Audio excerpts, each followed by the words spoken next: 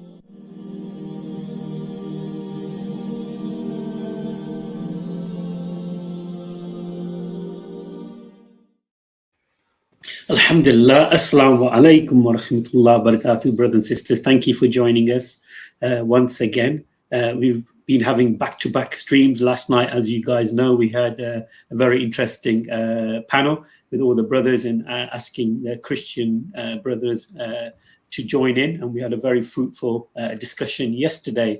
But alhamdulillah, I'm really pleased and blessed, alhamdulillah, to have a brother like Yusuf Ismail on the show today. Let me just... Yeah, so guys, I do apologize for the echo. So yeah, brother Yusuf Ismail is from South Africa, studied in the University of Natal in Durban, South Africa. By profession, brother Yusuf Ismail is a lawyer, studied international law. Also, brother Yusuf Ismail was with the IPCI, which is a very famous and profound organization. I remember in the early 70s and 80s, like Ahmed Didat and other individuals in that caliber, gave and offered information and literature regarding how to debunk Christianity or the arguments for against Christianity. And also, brother Yusuf Ismail is with the South African Debate Initiative, and it's a channel on YouTube, brothers and sisters. So I recommend you, brothers and sisters, to go ahead and like and subscribe to the channel, the South African Debate Initiative. And brother Yusuf started debating or having discussions with famous or well-known Christian apologists in 2007, such as the likes of J. Smith and others. Brother Yusuf, welcome to Cover FF, and I'm really honored and pleased to have you on the show. How is everything? Wa alaikum assalam wa rahmatullahi wa barakatuh, and thank you, Brother Muhammad, for hosting me, and Brother Mustafa and the other brother. It's an honor and a privilege to be with you, esteemed brothers, that are basically sharing the information out there. And certainly, we are certainly in trying times. It's depressing times. We're reaching the end. This is the 31st of December, where people will be celebrating the coming of the end of the year in sometimes gluttonous fashion. Whilst they are celebrating, people are dying by the moment as we speak in Gaza. And you see a profound, surreal situation in terms of which, you get yourself involved in. If you're an empath, you would be perpetually depressed by what you see. It's shocking. It's unheard of. It's probably one of the, most barbaric, shocking scenarios we've seen in modern times over the past 20 or 30 years. So the situation doesn't bode too well for our brothers in the Muslim world, and that's what we are here for, to discuss and, of course, to galvanize the public out there to take action at some level. Yeah, thank you for that, Yusuf. Also joining us is our beloved brother Mustafa. MashaAllah, recently he's been uploading, or the channels have been uploading, some of his dawah efforts at various locations. And I just want to quickly remind, before Brother Mustafa starts, that we have been kind of like touching this topic for maybe a year or so. And now we've come to this level where we've got Brother Yusuf joining us and going into more depth regarding this topic, regarding Zionism. Brother Mustafa, I do recall yourself opening this can of worms. How do you feel now that from where we started and to where we are now, how do you feel the progress has been, mashallah?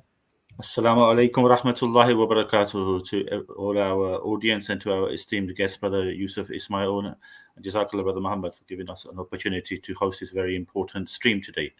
So, yeah, I mean, these are topics which I've touched upon on your channel going back perhaps nearly 2 years.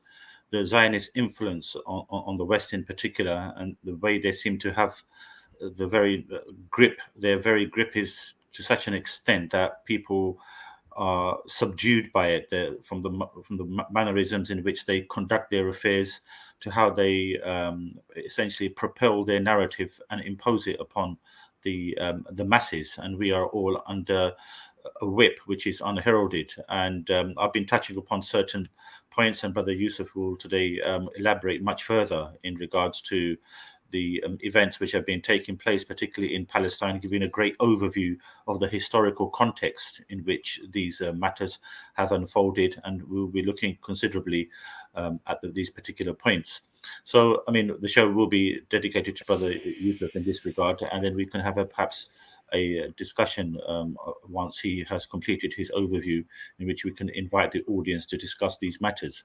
So, yeah, I mean, this is something which is long overdue, giving a much more elongated and detailed account of the historicity of this Zionist movement and how in today's world it is perpetually being, supporting the atrocities which have been taking place in Palestine, and which is all very visible. And as Brother Yusuf so correctly mentioned, whilst this year now comes to or draws to an end, people are celebrating whilst people are dying. I mean, the paradox in history is savage, to say the least. So we really want to delve into this topic, and we are privileged to have Brother Yusuf to elaborate on those points. Yeah, Brother Yusuf, one thing here in the West, especially living in the UK, unfortunately, the people, the mass population seem to understand that this conflict started on the 7th of October. But with your studies and your research, when did this conflict actually start, and how did it come to pass? Or how did it initially trigger the whole, situation that we are currently right now in? Yeah, thanks, Brother Muhammad and Brother Mustafa. I think that's a kind of a talking point. And, for the first time, I never watched these shows, but they've become so popular. Piers Morgan Uncensored. We never watched him before the 7th of October. Talk TV. I've now discovered that Talk TV is owned by News Corp, which is controlled by Rupert Murdoch. And that seems to be the constant talking point about 7th of October. Do you condemn Hamas? What's your take? So it basically, in a sense, it puts you in the automatic position of defense. And even some of the Muslim brothers out there who come out and in fact condemn Hamas. I understand that Hamas is proscribed in the United Kingdom as a supposed terrorist organization. The hypocrisy of the entire situation, in light of the fact that your government, the UK government, has been responsible for some of the worst atrocities, in the world. I think your own politician, George Galloway, once, when questioned, pointed out that your government under Blair killed 1 million people in Iraq. So it's a height of cynicism that this nation prescribes another organization as a terrorist organization, notwithstanding the fact that in the 80s, it also designated the ANC and Nelson Mandela under the Thatcherite regime as terrorist outfits. So this is basically the sense of the duplicity, the double standards, and the hypocrisy. And unfortunately, when we fall into the trap of believing that history began on the 7th of October, or we buy directly into the narrative of condemnation, we automatically basically put ourselves in the back foot. So, coming to the root of the question, where did this begin? Where did this start? And I think Brother Mustafa and yourself, from what you've informed me, have gone into detail with this. But the actual, Zionist movement, at least, and I'm kind of ridding it of its so-called religious undertones, but the actual modern Zionist movement was founded or formed by one individual, Theodor Herzl, who was by no means a religiously minded Jew. He was secular, and he wrote a pamphlet called Der Judenstaat, the Jewish state. I think it was sometime in the 1890s. And the whole aim of that was to envision the founding of a future independent Jewish state during the 20th century. That was the entire thrust of it. The thrust was basically, let's create this homeland for Jewish people in Palestine, or wherever the area is. And, it essentially emerged, I may add, as a result of the rising forms of anti-Semitism. And I'm saying anti-Semitism in a particular context because we're talking about European hatred towards other white Jew people who were designating or calling themselves Jews, because these were white people, these were white European individuals, and they were subjected to persecution based, of course, on their purported affiliation towards Judaism or something that was basically viewed as strange. And so from the 1890s right up going to the 1940s, the whole aim or the goal of the Zionist movement was to basically establish homeland. Now, I may add, and I read this somewhere, I think it's in this book, which I would highly recommend to your viewers to get, a fantastic book by Sami Hadawi, who was basically a Palestinian scholar who lived in Jerusalem in 1904, and he worked as an official land valuer during the British Mandate in the period of Palestine. He made the point that initially when Zionism or when the Zionist movement were calling for the establishment of a Jewish homeland, they had different places in mind. They, for example, and I was quite surprised to note that they had a country called Uganda in Africa as a possible potential Jewish homeland. They had a certain aspects, in Argentina. This was obviously before the Balkanization process, so you didn't have kind of nation states that had been essentially formed. And so these were alternatives that they were looking at. They were looking at Latin America, South America, parts of Africa. And so it was not a kind of a foregone conclusion that the land Palestine, or what was then basically under the Ottoman control, was going to be eventually what basically became Israel. Although that would have been the likely outcome or the determination by these individuals. But they looked at various alternatives. And so eventually, through a series of recommendations made by them, a large number of Jewish people, they immigrated first to the Ottoman region, which was then under Ottoman control, and later, after the First World War, under what then became known as the Mandatory Palestine, or the Palestinian Mandate, which was then under a colonial occupation. And subsequently, you basically find a situation that after Israel was bombed into existence, and I must put this point here, bombed into existence, it continued primarily to advocate on behalf of Israel that Zionism as an ideology continues to advocate on behalf of Israel and to obviously address the threats to its continued so-called existence and its so-called right to self-defense, which you're hearing all the time. Now, I may add this point that when the partition took place, and you will probably know, the land that was apportioned to what was going to become Jewish land was, I think, something like 57%, and the Palestinian control partition was about 42%. But and so the argument that is generally put forth out there is that, well, Palestinians never accepted this. But the reality of the situation is that when Israel was eventually bombed into existence, it basically took something like 70%, 75% of the particular land. So it took more of the land than what was initially apportioned to it. The other argument, and we may, probably go into this in detail, hopefully the conversation goes forth, is that the argument that is presented out there that basically Israel was a kind of a benign entity. These were benign Jewish communities. And suddenly you had a situation where Arabs and the Arab armies invaded and attacked them. Nothing could be further from the truth, because leading up to the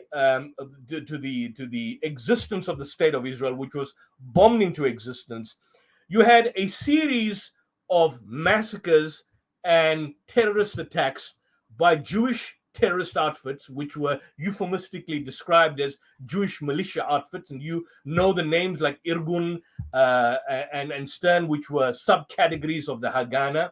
And they were involved in some of the most horrendous, vicious brutal massacres that you could ever believe in. I mean, you look at, you can't even, we don't even have the time to go into the list of the massacres that basically took place. But there were, for example, the famous massacre that people normally talk about, the Deir Yassin massacre, where you have a situation that Palestinian women were systematically gang raped by Jewish terrorist outfits. They were gang raped. You had, for example, a situation in terms of which they raped the women, they lined up the men, and they shot them dead in cold blood. And some of the individuals that were leading these outfits were individuals that became the founding fathers of Israel, like Menachem Begin and David Ben Gurion. It's quite ironical that when Rishi Sunak, when he went, I think, to Israel just I think a couple of months back, and we saw, I don't know if you probably saw on the press or whether it was in fact shown in London, but we saw the images about him coming out of an aircraft and in fact giving the Israeli ambassador to the UK with arms and ammunition. We saw this out there at the height of the genocide that was basically taking place. He, in fact, stayed, and I believe he stayed not too far away from the King David Hotel, which was subjected to bombing and destruction by these Israeli terrorist death squads, where I think you had, for example, British soldiers, British military outfits that were massacred. And there's been no apology to date, And it's quite ironical that when the Prime Minister went there and staying not too far, I believe nearby the King David Hotel, that there's not a qualm, not a whimper made about what had happened. So the reality of the situation, that the formation of the State of Israel was bloody. This was from the early 1940s, at least 1945, right up till 1947, when it was bombed into existence. And even before that, in the 30s, you had these sporadic killings that were being conducted by these Jewish terrorist squads, which people should know and which people should acknowledge and which people should realize which laid the basis for the foundation of any hostility that may have existed, that was basically that may have manifested by the Arab regimes that were around that particular area. So basically what had happened in 1948, then Israel was bombed into existence. They created a massive refugee crisis. We know close to 1 million Palestinians were left, and they became essentially refugees, and they were never allowed to remain in that particular area. Those Palestinians that eventually stayed there, David Ben Gurion, I think, made a statement that at a much later time in history that he wished he could have got rid of them as well. And then subsequently, what had happened after 1948, you had the Gaza Strip, which was under Egyptian control, and then you had the West Bank, which was under Jordanian control. But come 1967, Israel then invaded those particular territories. Subsequently, up until the 80s, that's 88, Gaza was basically still under occupation. In 1990, you had the Oslo Accords, and eventually you had the so-called removal of these particular Israeli armed officials in 2005, where the settlers were removed, where there were, I may add, just simply a superficial legislative election, because Hamas was not in control of anything, but the people basically voted for Hamas in light of the corruption that was existing in the Palestinian Authority, and people believed that the Palestinian Authority had sold out.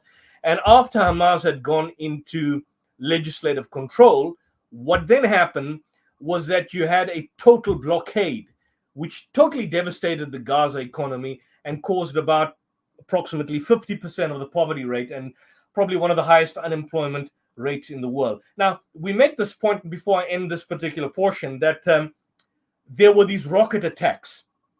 I may point this out, that these rockets that were so-called flying into Israel from Hamas have no airheads.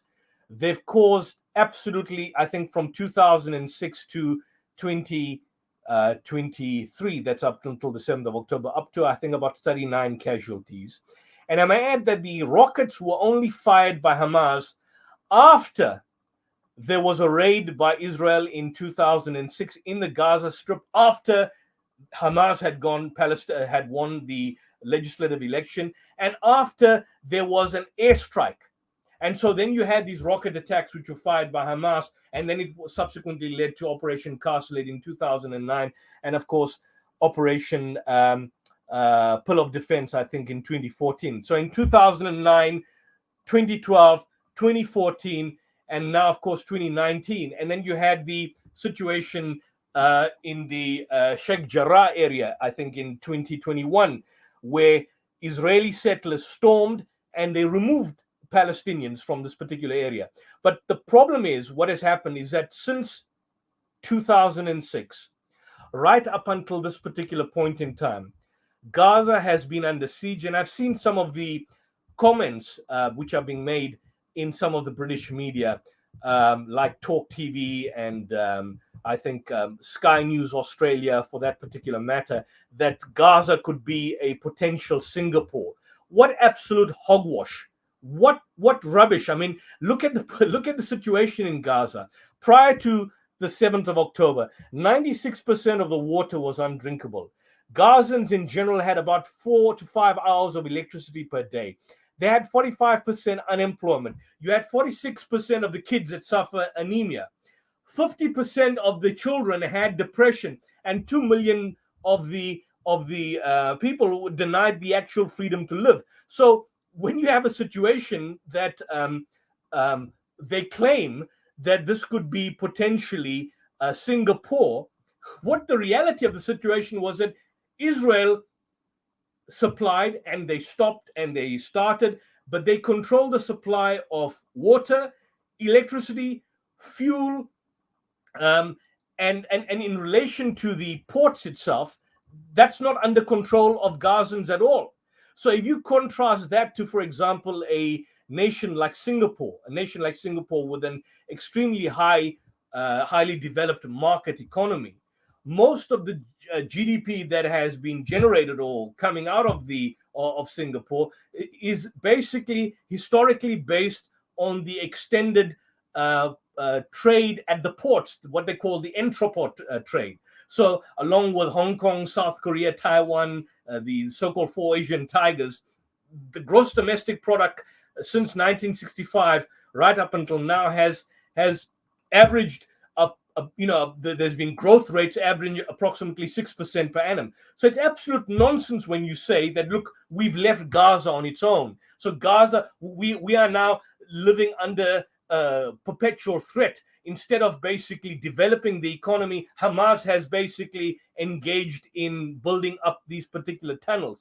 The reality of the situation is Hamas was not, and has never ever been for the past decade and a half an existential threat to Israel. Not at all. It has never been, with the exception of what happened on the 7th of October. And we'll, of course, explore the dynamics about what really happened. But Hamas has never been a threat whatsoever to Israel.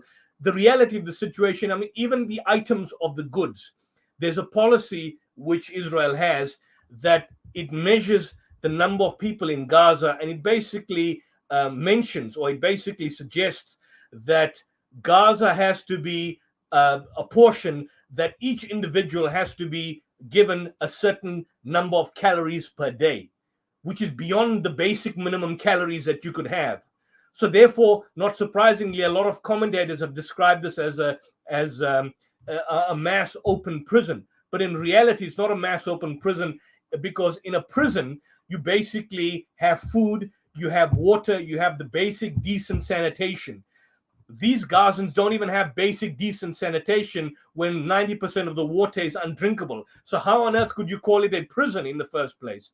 It's an open concentration camp. A prison is not bombed. A prison is not sporadically having a situation where Israeli soldiers run in and rush in and perpetually go and shoot people randomly or engage in raids. The control is purely superficial from the perspective of Hamas, and therefore, not surprisingly, what you've got, or what happened on the 7th of October, is simply symptomatic of a far larger problem, which quite conveniently the mainstream media is hiding and, of course, not basically showing. But I'm optimistic because for the first time ever, I see, which you've never seen in the past and you could never see 20 years ago, where outfits like, for example, Sky News and BBC and CNN are asking questions that they would not ordinarily have asked. I mean, I see there was an interview which was conducted, I believe, on Sky News by one of your journalists, where he was questioning Mark Regeb, or it was the other nutcase, Elon Levi, on the issue of the shooting of the massacre at the Maghazi camp that just took place on Christmas Eve.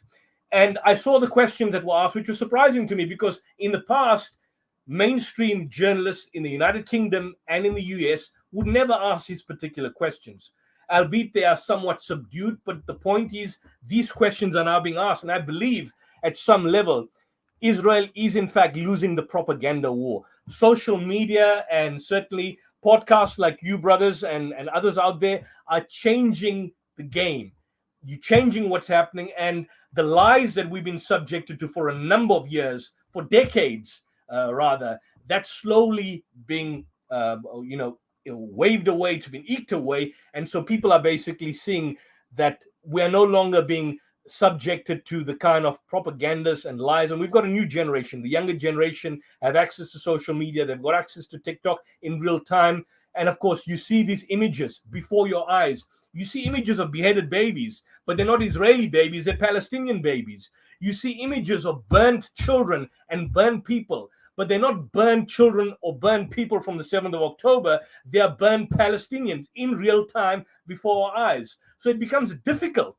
It becomes difficult for Israel or its propagandists out there to, in fact, construct an argument. And so it's just a kind of a threefold argument that they invent. They either say, number one, that they've got no choice for the deaths because these people are human shields, albeit the Palestinians, which is a racist analogy, that they are human shields.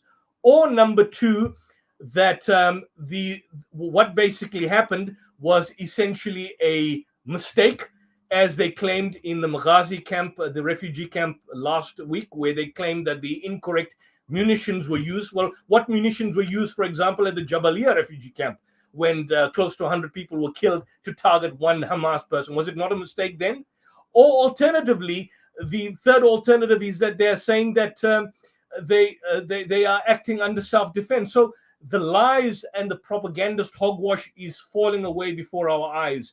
And nobody takes us seriously anymore. No decent person with common sense can basically take this seriously. And I think we need to be far more emboldened. I do understand that there are limitations and restrictions on the brothers in terms of movements like Hamas, but in South Africa, we basically, our South African government met with Hamas. We met with Hamas leadership just a couple of weeks back. So I understand that there's a dilemma in terms of what people can say or cannot say in the United States, in Canada, in the United Kingdom. But at the very least, we need to conscientize people in terms of breaking the shackles of the propaganda that has been enclosing their eyes for a number of years.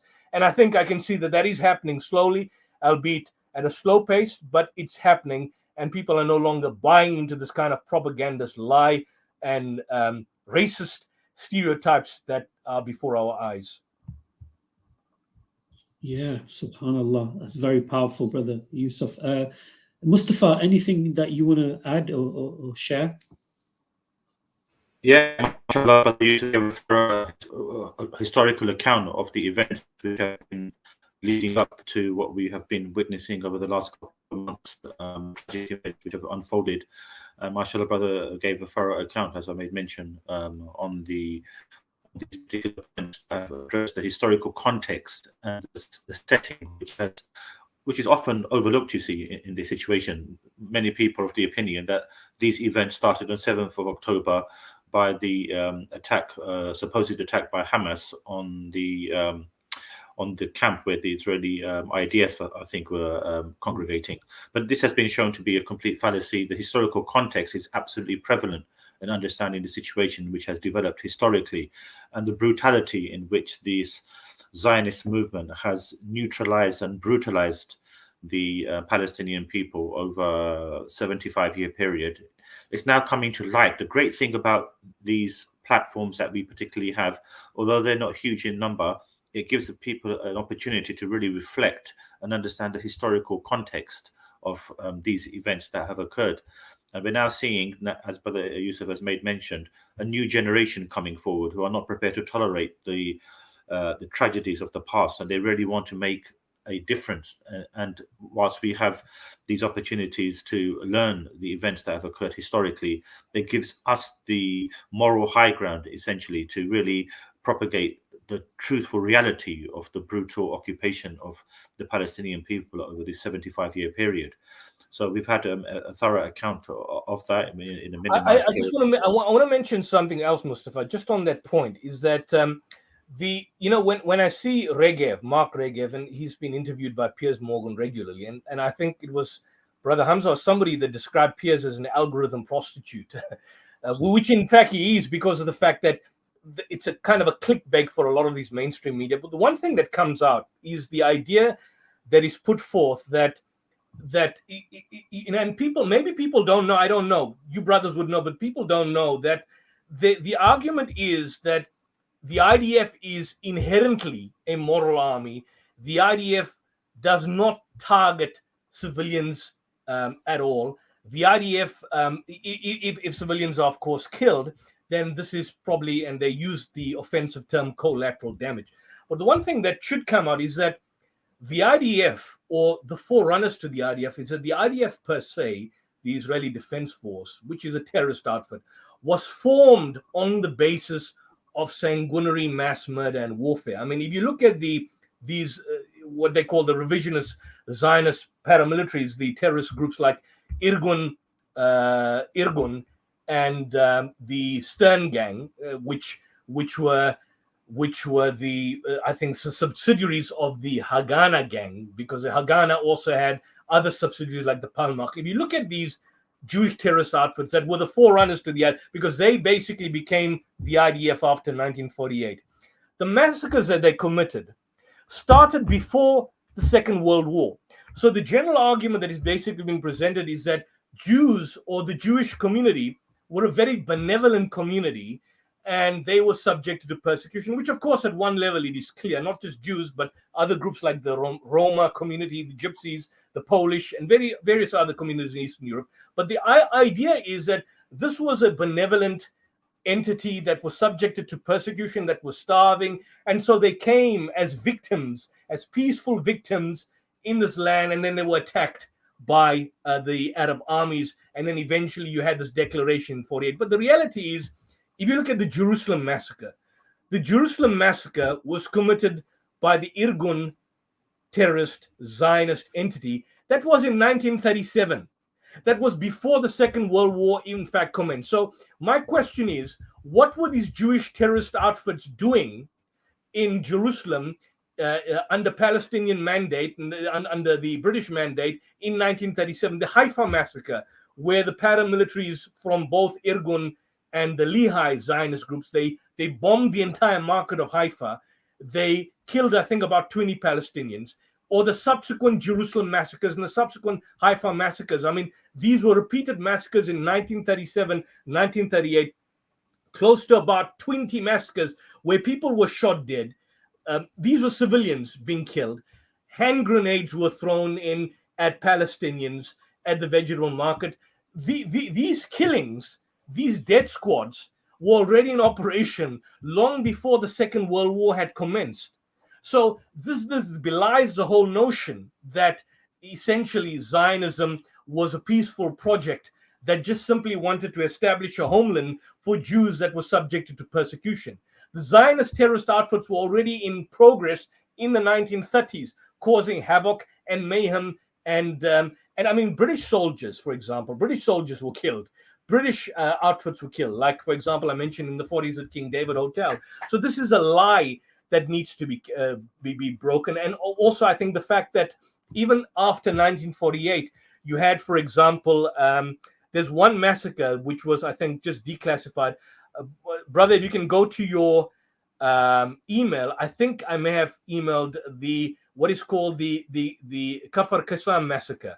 That was a massacre that happened, I think, in 1956. And what happened with that particular massacre, if we don't have it, I'll just basically go through it. What essentially happened was that the Jews, the Israeli civilian defense force, these particular individuals, they were given the free run to simply go and massacre the entire population. If you go on Google, just simply do a Google search, and you'll open up what is called the Kafr Qasim massacre. And I'll just open it. You can do a Wikipedia search on it. It's basically, it took place in a village in Kafr Qasim. It was declassified, I think, in 2021, where the massacre there was a joint list in the Knesset to officially recognize that this was indeed a massacre. What had happened was that Israeli border police, they came across these Arab civilians that were returning from work during a curfew. They were unaware of this particular curfew. That curfew had been imposed, prior to the 1956 war, on the eve of the Sinai War. And in total, you had a situation of 48 people were shot dead in cold blood. 19 were men, 6 were women, 23 were children aged 8 to 17. And the Arab sources, on the other hand, give this figure up to as high as 50. This was in cold blood, shot dead in cold blood. There was no Hamas there. There was no Islamic Jihad. There was no Popular Front for the Liberation of Palestine.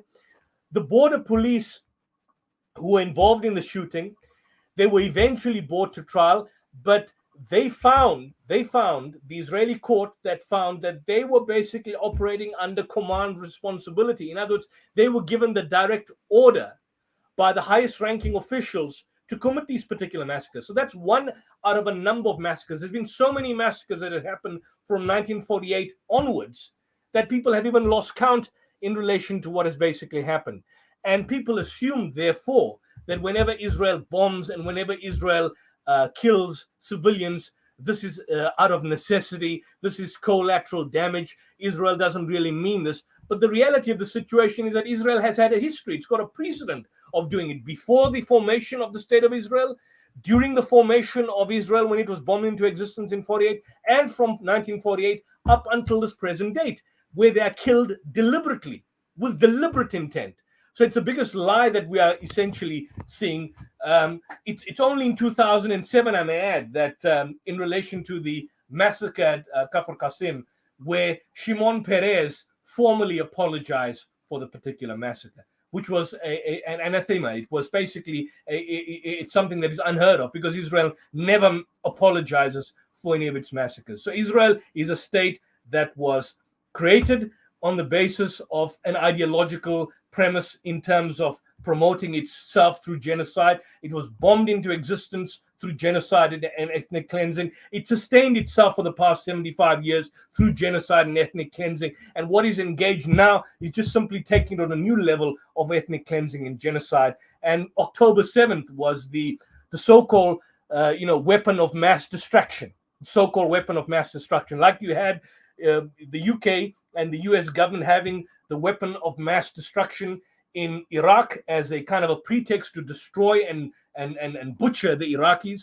So Israel basically needed something for what it always intended to do, and October 7th was a convenient excuse, allowing it to engage in its kind of sanguinary mass insanity that you see before our very eyes. And I think we should not keep quiet about this. We should drum it all the time, because every time I see some of our good Muslim brothers in the media, they're on the back foot. What happened on October 7th? Do you condemn Hamas? What about the Hamas Charter? Well, let's look at the Hamas Charter. Let's read it. Let's go and see what they actually mean and what they say. And so we need to basically make this discourse available in the public eye, and of course, shame them for the fact that they do not have the decency, or they have got no moral qualms in terms of questioning us when they themselves are justifying and sustaining a genocidal state. That's amazing. Wallahi, it's really profound the way you gave out the information. I've got a very sensitive or controversial question. When these so-called Israeli politicians or leaders, do they feel that they are religiously bound to kind of like get rid of the Palestinians and take over that land, or are they using it, or they're using monetary or financial gains? Which one is it? You know, it's quite strange that a lot of these Israelis themselves, these Israeli leaders, the members of the parliament, I mean, there's different factions. For example, there's an interesting book. I don't know. I'll probably kind of send the email. It's written by a local South African called Why Israel: The Anatomy of a Zionist Apartheid, a South African Perspective. And he goes into details with the different parties that make up the particular Knesset. And by and large, what he argues in this particular book in relation to the political setup in Israel and the political, the kind of ideological leanings of a lot of these politicians themselves, a lot of them are secular. There are very few that are basically, for example, he gives you a list of parties, and of course, a lot of these parties, for example, like he gives you a summary of the primary political parties in Israel. And, you know, you've got the Kadima, the Likud party, the Labour party, the Yisrael Beitenu, the Shas party, the Mafdal party. The only party that is kind of religiously minded, which you probably know, is the Shas party, because that's the ultra-Orthodox Sephardic party. And one of the famous leaders was Rabbi Ovedia Yusuf. If you look at the other parties, for example, like Labour Party, which has been traditionally leftist, although equally genocidal in its basic the way it postulates itself, the way it has perpetuated itself over the years. If you look at some of the people under Likud, people like Ben Gurion and Golda Meir and Yitzhak Rabin, Moshe Dayan, these are not individuals that were peace-loving individuals, but they were secular nonetheless. And then, of course, you've got the Likud party, which is the Menachem Begin, Shamir Netanyahu, and then Kadima, which is Sharon. From what I can gather, a lot of these individuals are not religiously minded. They are secular. But when it suits them and when it's convenient for them, they make the argument that that justifies their existence based on religious grounds. I mean, Theodor Herzl himself and a lot of the individuals that were part and parcel of the early Zionist classical movement were by no means religious. Chaim Weizmann, for example, none of these individuals. And by the way, the late scholar, the brilliant scholar Muhammad Asad, when he was, I may just share this, when he was a correspondent for the Austrian-German newspaper, the Frankfurter Zeitung, he in fact narrates in his book, I believe it's either The Road to Mecca or Islam at the Crossroads, that he was at one of these meetings. He was actually covering one of the meetings. Muhammad Asad, by the way, Leopold Weiss is Muhammad Asad, the famous translator of one of the best Qurans in the 20th century, the translation. But he was at this particular meeting, and he was with Weizmann, and he was with a lot of these Zionist leaders in the early 1920s. And he makes a point that none of them were particularly religiously minded. They were by no means ultra-Orthodox in that sense, but conveniently they used religion as a basis for justifying the particular existence of the state of Israel. And of course, I mean, they appealed to the whole ancient argument that Israel basically was belonging to the Jews. Israel, in fact, was something which was controlled by them at some particular point in ancient history. And so from that particular perspective, they've got some sort of allegiance to the state of Israel. And so this is their homeland. But the reality of the situation, which people also don't know, is that Palestine has never been under Jewish autonomy, at least up till from 1948. From 1948, it had never been under Jewish autonomy for close to 4,000 years. What I mean by that, if you look at the periods that existed in ancient history, for example, even from the time of David, and archaeologically we cannot prove it, but from 1000 BC, from about 1000 BC approximately, it was under Persian rule. I think from about 538 to 300 BC, it was then under Hellenistic rule, from 300 BC onwards. Subsequently, in the period of 100 BC onwards, going downwards, it becomes under Roman rule. You had the early Roman period, the late Roman period. You then had the Byzantine period, and then in the 6th or 7th century, you have the Arabs. So Jews had never been under Palestine had never been under Jewish autonomy for at least close to 3,000 to 4,000 years, at the very least. And those Jews who basically came or claimed the so-called autonomy of this particular land based on the so-called allusion to the idea of the ancient Israelites being under occupation at some particular point in time and being under so-called political and religious control. If we were to grant that for the sake of argument, the Jews who basically make that particular claim have no linguistic, they've got no genetic, nor do they have any kind of religious link or affiliation with the ancient Israelites. I mean, most of the Jews, I believe it was Shlomo Sand in his book, The Invention of the Jewish People, and of course, I think it was the same point was made by Arthur Koestler in his book, The 13th Tribe, that a lot of the Jews from Europe, from Eastern Europe, from Central Europe, come from, they were actually descendants of Jews who had apparently converted to Judaism in the 7th or 8th century, and they come from Eastern Europe. That's why they call them the kind of Ashkenazi Jews. The Ashkenazi, that's a kind of a term that was used to define a distinct kind of cultural group of Jews who settled in the 10th century in Western Germany. They were converts to Judaism. They were not indigenous to Judaism. Jews who were indigenous to the Palestinian area, or the area which is now Israel, lived side by side with the Palestinians for thousands of years under Ottoman control, and before that under the time of the Abbasids and the Umayyad period. So they've got no linguistic claim. So coming to your initial question, I know we've gone in a roundabout way. A lot of these politicians are by no means religiously minded. They're not religiously minded at any level whatsoever, but they use religion as a basis for justifying their particular mass actions of genocide and genocide. And I may make one particular point. The one thing that comes out all the time is that doesn't Israel have the right to defend itself? And these people are under siege, they being killed. Don't they have the right to defend themselves? But it's quite amazing that whilst the mainstream media are making this particular point, the very leaders in the Knesset, who are basically in control of Israel, who are by no means religious, are not actually raising self-defense.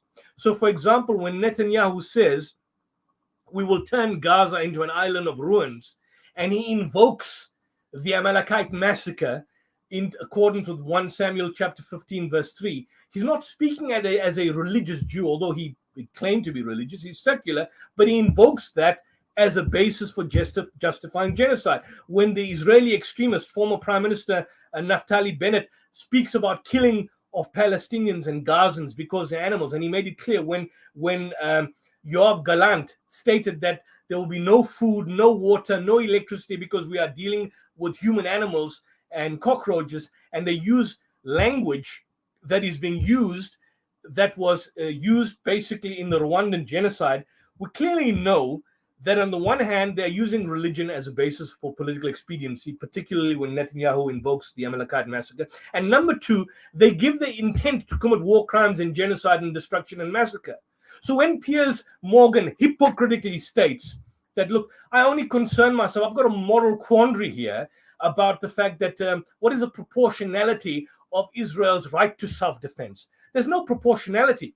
They're not talking about proportionality. When one of the reservists, the Minister of Finance, Smotrich, who tells Israeli Arabs that the only reason that they are here is because Israel did not finish the job in 1948. They give the intent to commit war crimes and genocide and destruction and massacre, like the minister who spoke about nuking Gaza. Or, so the point is, how many Palestinian babies need to be slaughtered, how many families need to be incinerated due to Israel's carpet bombing for it to be contingent to Israel's so-called hypocritical claim to self-defense. It doesn't make sense whatsoever. So they use religion when it suits them, and of course, when it's expedient, they claim land. But in reality, most of them are not basically Jewish from a religious point of view. I mean, you look at the social element in Israel. The largest gay pride parade festival, openly allowed. I believe, subject to correction, it is in Israel. If you look at, for example, a lot of these practices that are committed by Israel, I mean, they're not religiously minded, but when it comes to land, when it comes to property, when it comes to control, they use religion as a basis for political expediency. So that would be my take and response to your question, Brother Muhammad, on that particular issue. And it's quite clear that these people are out on their insane quest for total destruction, and they want the land of Gaza for their own claim. Yeah, it's very interesting, Brother Yusuf. I think social media plays a huge part in this war or this conflict that's taking place right now. Initially, on the 7th of October, Hamas was blamed for beheading babies and raping and whatnot. And then it kind of turned out throughout eyewitnesses that a lot of the killing was done by the IDF, the helicopters that were used. They actually killed more civilians, Israelis, than Hamas or the attack that actually took place. How do you feel? You touched on it slightly regarding the media and how much the media has kind of swayed towards empathy and sympathizing from the Palestinian side. This rule of not taking hostages and the killing of Israelis at the so-called party, how do you feel right now that the media has kind of like sometimes sweeps information underneath the carpet? And do you feel right now that the story or the narrative is being delivered equally now? The attack that we saw, the images of the road, and you saw cars burnt out, and from basic information and knowledge, you can tell that is done by military, helicopters, aircraft being used to attack and even kill hostages. What is your understanding of this type of rule that the Israelis use and the IDF rules that no hostages are allowed to be taken? There is a terminology for that. Yeah, there is a terminology. It's called the what's it called? It's a terminology where hostages are basically killed. It just slips my mind, but I'll come to it closely. I'll come to it shortly. Some doctrine, the Hannibal doctrine, the Hannibal doctrine. The Hannibal doctrine was actually used. They claim it was basically done away with, and it basically applies to what they call Israeli military officials. The thrust of the Hannibal doctrine is the following: is that if, for example,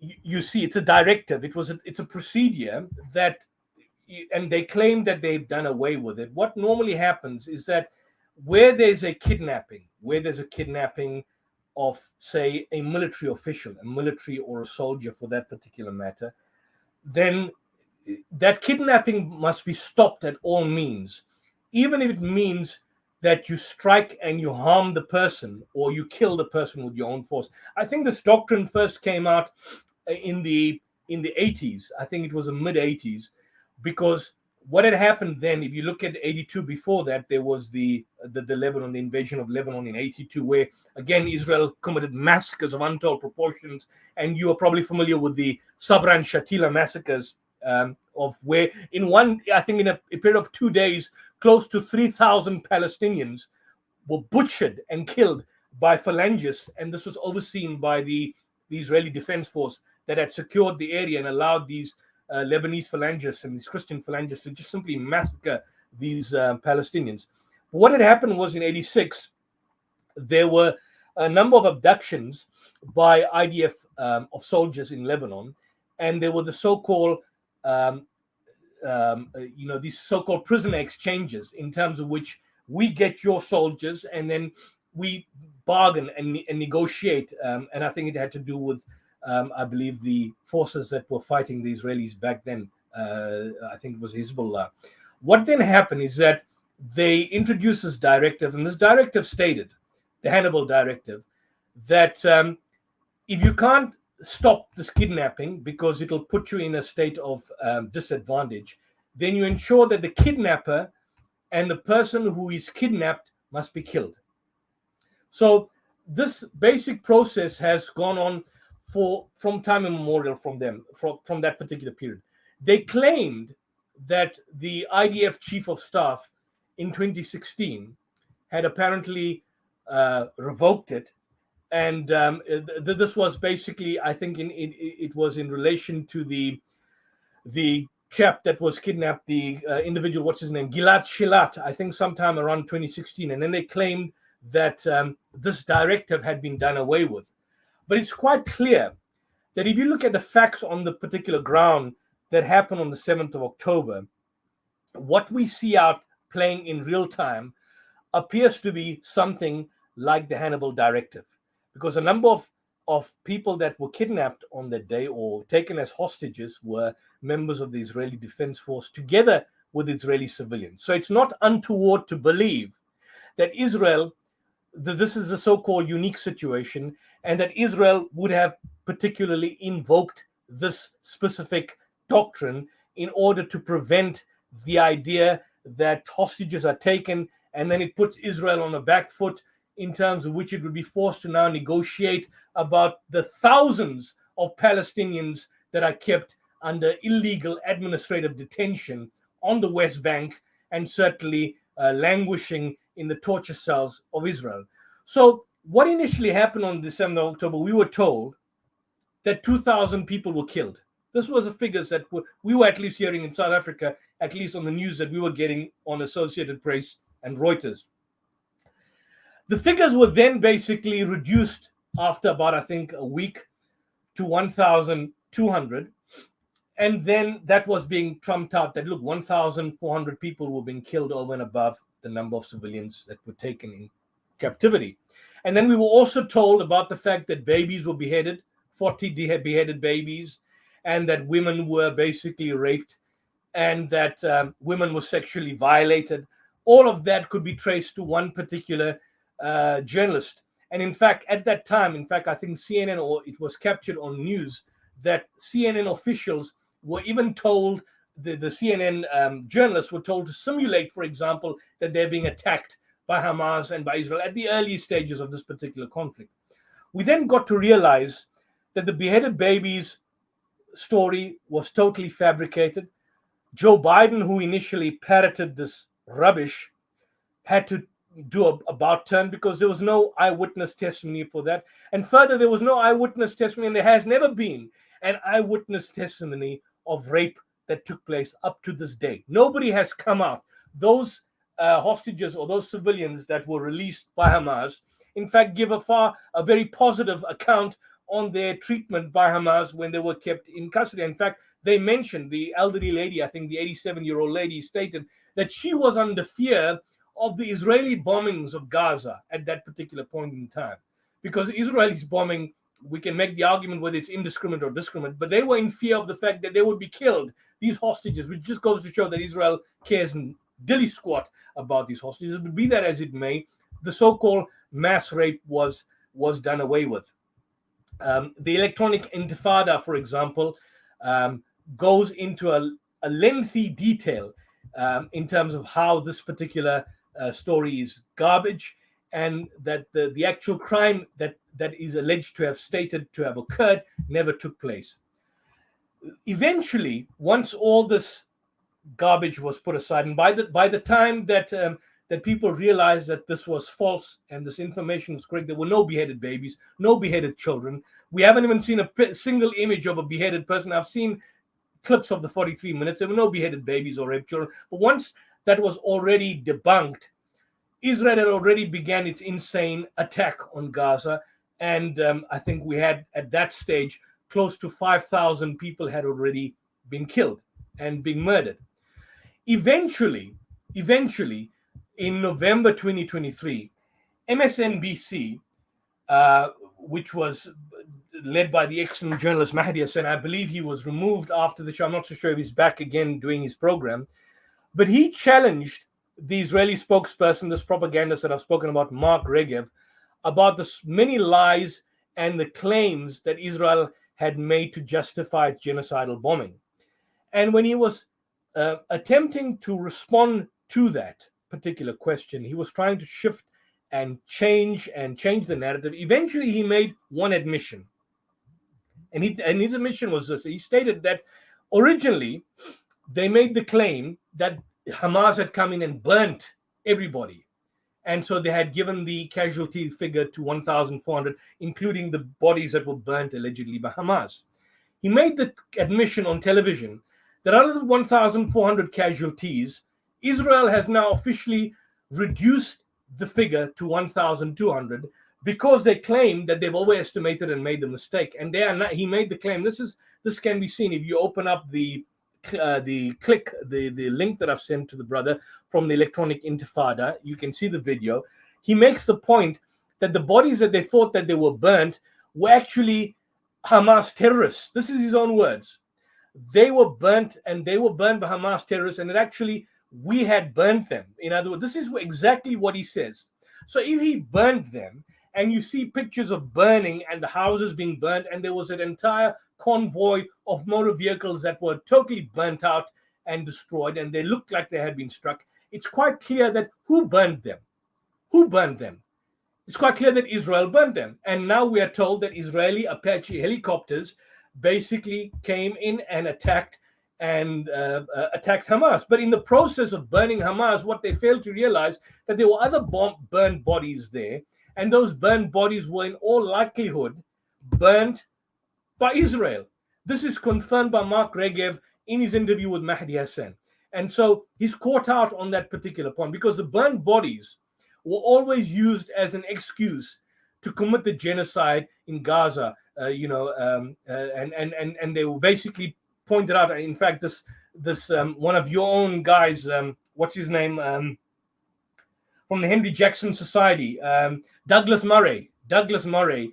He went on at the initial stages, and he's sent in as an embedded journalist to Tel Aviv, and I see him sitting in Tel Aviv, and he claims to be in a war zone like a hypocrite, that he's seen these burned bodies. He's seen all these burned bodies in the hospitals. He's witnessed the burned bodies, and it is atrocious. Which burned bodies did he see?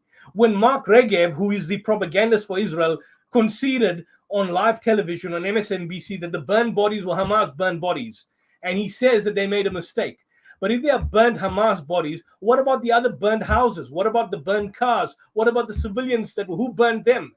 Now Israel hasn't mentioned anything along that line. So as it stands right now, the actual figures are something like 1,139 in total. Out of the 1,139, approximately 420 were apparently Israeli soldiers. And even though it claimed that it had direct evidence, if you look at the 43-minute video that they showed a selected group of audience, I don't know if you've seen those 43 minutes, I think it could be downloaded from the dark web, but there's no image of Hamas burning anyone, nothing at all. There's no image of Hamas beheading anybody, no image of Hamas beheading babies, no image of Hamas raping anyone. Yes, you do see people getting killed and people being taken away, but Israel up to this date has never been able to explain how on earth these fighters, if it was Hamas as they initially did, could cause such an enormous amount of damage to the Israeli houses if they only had light weapons that they were seen carrying, because they came in these hang gliders. And obviously, the Hamas fires, the Hamas organization, the members, they didn't set themselves on fire. And Israel obviously got to know the circumstances in terms of which these people died. So if they died by virtue of the fact that they were blown up by the Israeli Apache helicopter gunships, then that's a significant addition to the mounting evidence that Israeli forces actually went on this panicked rampage, and they started firing wildly with their powerful weapons, and they killed both Palestinian fighters and indeed the Israeli civilians that were there. If you look at the testimonies of the survivors at the kibbutz, there was a lady, Yasmin, I think Yasmin Porat. She mentioned that she saw the helicopters which had these large amounts of these cannon shells and these Hellfire missiles, and the pilots weren't able to make the distinction between the Palestinians and the Israeli civilians at all. They couldn't make the distinction who's a soldier, who's a civilian. So as when we hear reports of one of the squadron leaders telling the people that, look, shoot everything, they basically shoot at everything. So this idea of the civilian death toll being so high because Hamas is using civilians as human shields, or that they use them on the 7th of October, it's debunked by their own official narrative that is coming out. So the question at the end of the day is who benefits. The other point is, which I've also sent you the article on the New York Times report, we are given to understand that as early as a year before the incident, Israel apparently had the full details about what transpired on the 7th of October in terms of the plan, which they called Operation Jericho. If you again check the New York Times was the first article to basically blow this up into full exposure in terms of what transpired. And then, of course, Electronic Intifada recovered that particular article. But they basically made the point that Israel knew in advance a year ago what basically happened, or what was going to happen, or what the plan was going to basically take place on that particular day to the letter. Now, the point is that it's quite clearly that they would have got this specific information via some form of intelligence in terms of what transpired, or somebody would have informed them. But it's quite clear that they knew the information, they knew the end game, and they did nothing about it. So was this possibly a false flag operation? Was this something that Israel needed? Because it provided a convenient excuse for Israel to engage in its particular acts of sanguinary warfare and mass genocide. And the point people basically are asking is that, is it possible that this could have been a false flag operation? Would they have done this? Because, I mean, there's other false flag operations that have happened in the past, like the Lavon affair. Check up what the Lavon affair is in relation to that. Check up what happened prior to the incident. Check up why is it that at the given moment when you can't come to the fence entering Israel, how is it that on that particular day all these fighters were managed to get inside Israel? What happened? How did the Israeli soldiers stand down? So all these questions are not being asked, are not being looked at.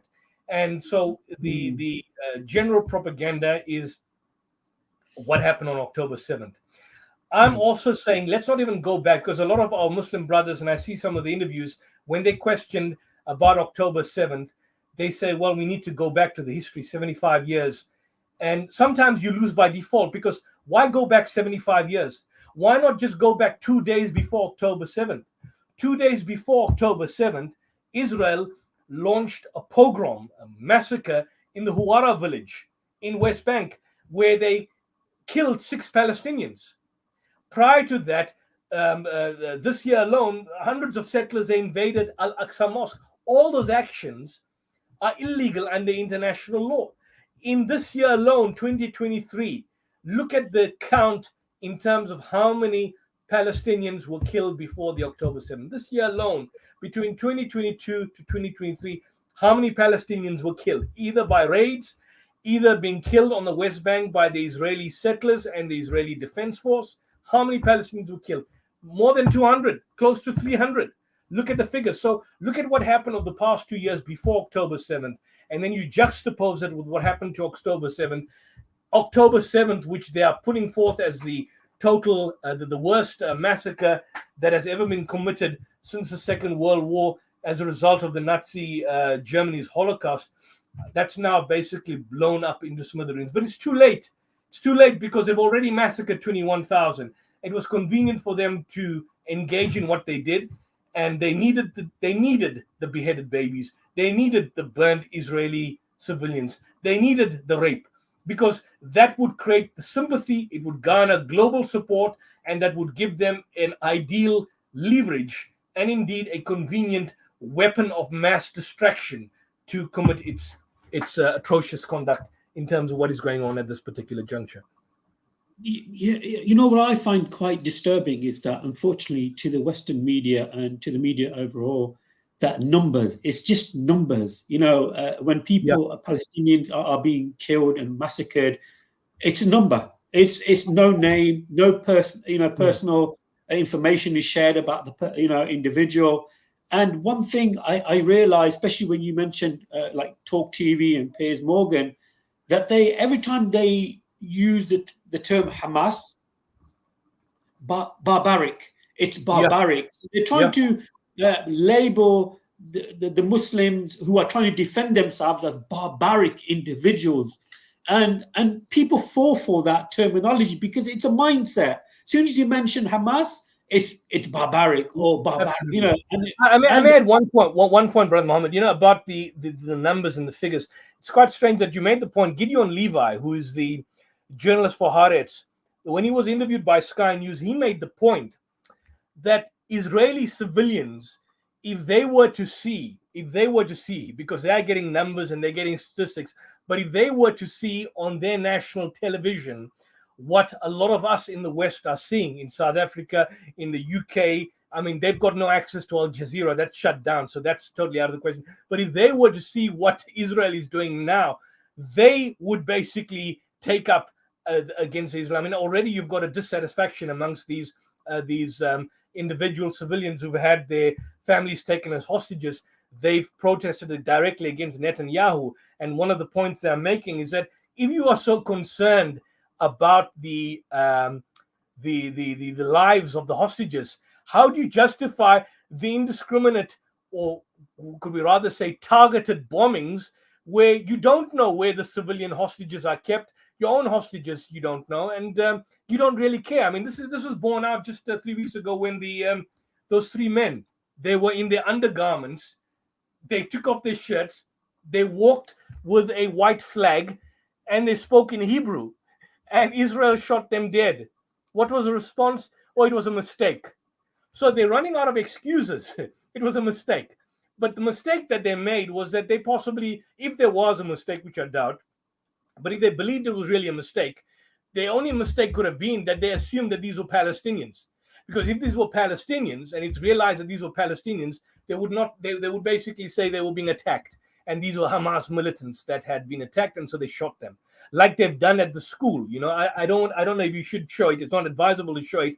But when I showed it on my YouTube channel, the killing at the Abu Ghazala school, where you have pictures on Al Jazeera, shown live pictures of actual dead bodies strewn around, and eyewitness testimonies that are saying there was no bombing or striking of the school.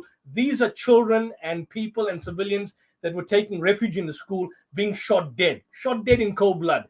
And you can see the eyewitness testimony, and you can see the dead bodies. They're not burnt as a result of a strike. These were shot dead. So Israel is now engaging in systematically targeted shooting and murder of Palestinians. These are death squads. I mean, like the situation where they bulldozed the dead bodies that were killed, or they are basically destroying the graveyards. We just see these reports daily. Why do you destroy a graveyard? Why do you uproot the entire graveyard? Are there Hamas tunnels there? So the lies are being broken down by the minute. It's becoming so disingenuous that that basically there's no justification, and the people are being brainwashed. I mean, I don't know if the brother can play this video clip which I've sent of the Israeli children singing. Have you seen that song, which was produced by the Rosenbaum Communication? Have you brothers seen that particular song? Yeah, we have seen it. Yeah, unfortunately, so it may not be necessary to play that, but here you have a situation where children are basically egging on the Israeli Defense Force to totally destroy Gaza, and they use the term "destroy to oblivion." in a year there will be no one there and we will be able to return to our fields and plow our fields. Your fields in Gaza, what are you talking about? So this is a problem that you've got before you, and unfortunately a lot of the discussions that I've seen in the mainstream media, I mean, sometimes, and I mean, the brothers are excellent, they're articulate, but unfortunately, a lot of the discussion, a lengthy portion of the discussions that you see, the presenters take you back to October 7th, and then you have to go through a lengthy discussion, and you witness an obfuscation in terms of what is going on before your very eyes, in terms of what is transpiring, what is happening. And therefore, the agenda is to take you away. It's to take you away from actually what's transpiring. So October 7th is a convenient excuse in relation to that. And we know the fact that Hamas is just simply the smokescreen. That's a smokescreen. So when they ask you about the Hamas charter, most of them don't know what it contains. They don't know what it contains, but that's basically thrown before our very eyes.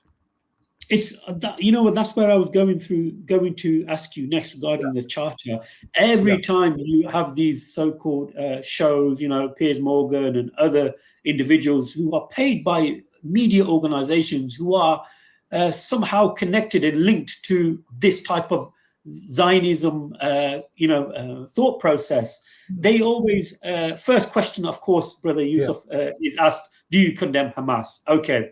Let's get that cleared first. Then it's the charter. The charter clearly says that we need to wipe out the Jewish state, this land. Please give the audience some understanding regarding this. And also, I want to touch on the Hasbara, Israeli propaganda machine, if you don't mind sharing your thoughts on that. Sure. Yeah, I think that's one point. Firstly, Hamas, prior to its formation in 1987, was a movement that was a benevolent movement, and that was basically involved in charity Sheikh Ahmed Yassin. I saw a discussion some years back by Mahdi Hassan, which was apparently refuted by Dr. Azam Tamimi, where Mahdi Hassan stated that Hamas was in fact created or funded at its earlier stages via Israeli intelligence as a kind of a bulwark to the far more militant back then Palestinian, the Fatah, or the Palestinian Liberation Organization, as it was known, because both the PLO and the other movements like the Popular Front for the Liberation of Palestine, which is run by George Habash, back then was run by George Habash. There was a Marxist organization. Islamic Jihad never existed.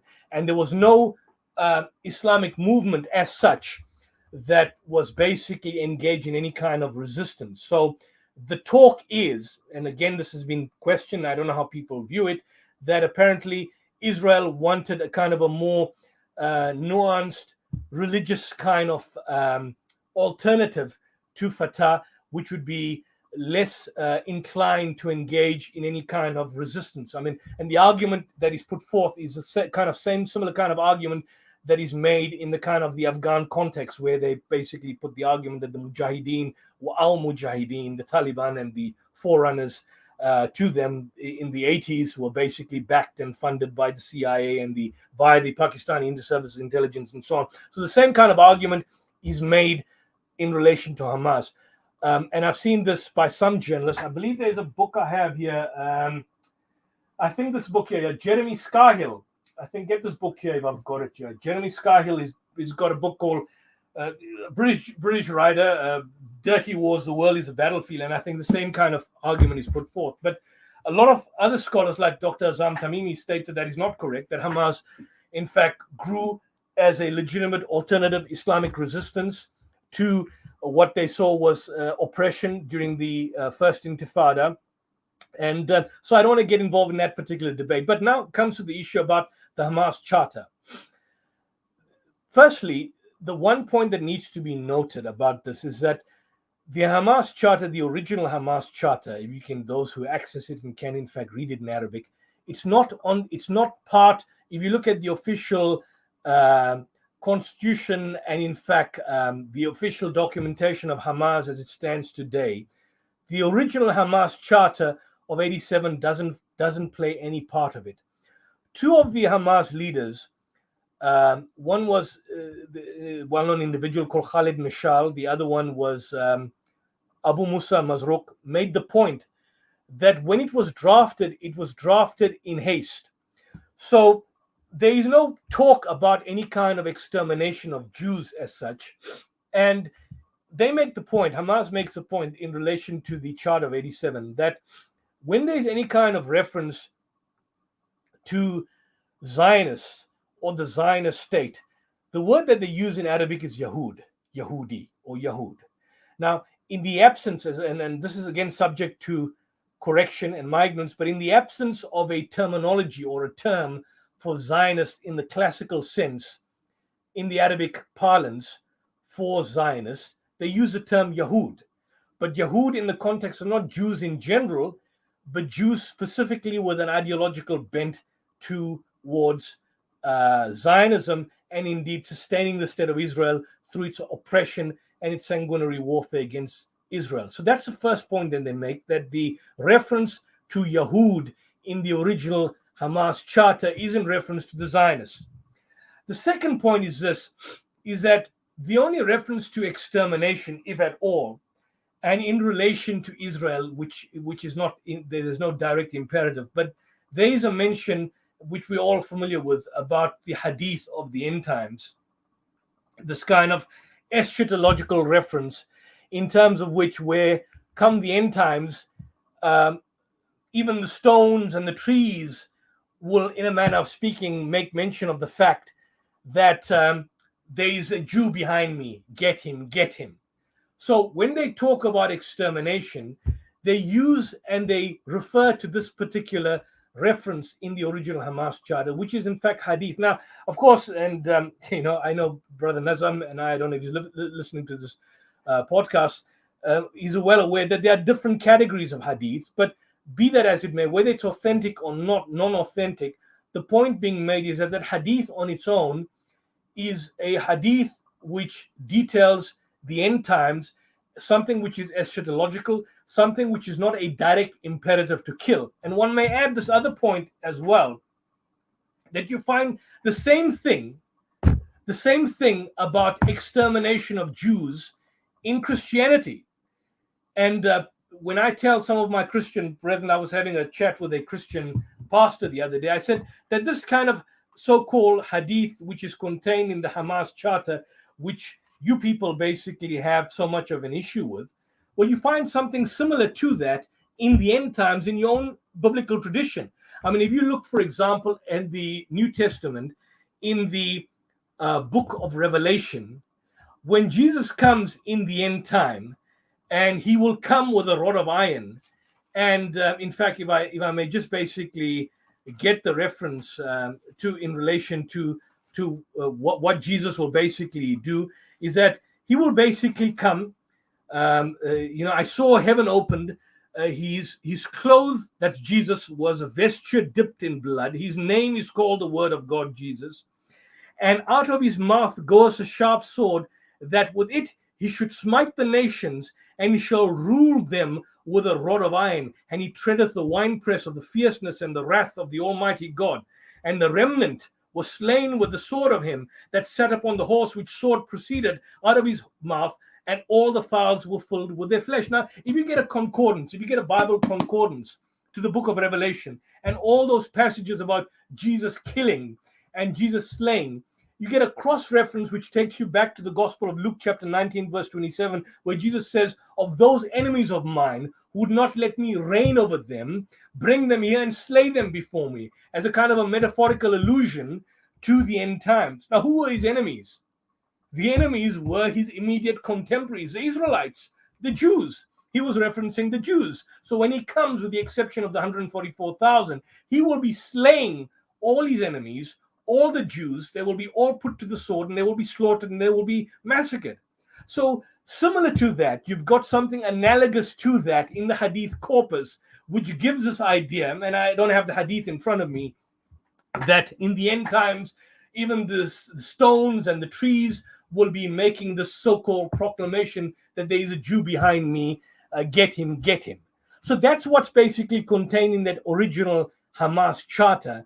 And so when there is a criticism on the Hamas charter, people don't actually know what the criticism is. They assume that this is basically calling for the destruction for the state of Israel, or the fact that this is essentially anti-Semitic. And this is basically invoked by a lot of the critics of the particular movement of Hamas as proof of its failure or inflexibility of recognizing Israel. But the charter is a historical document.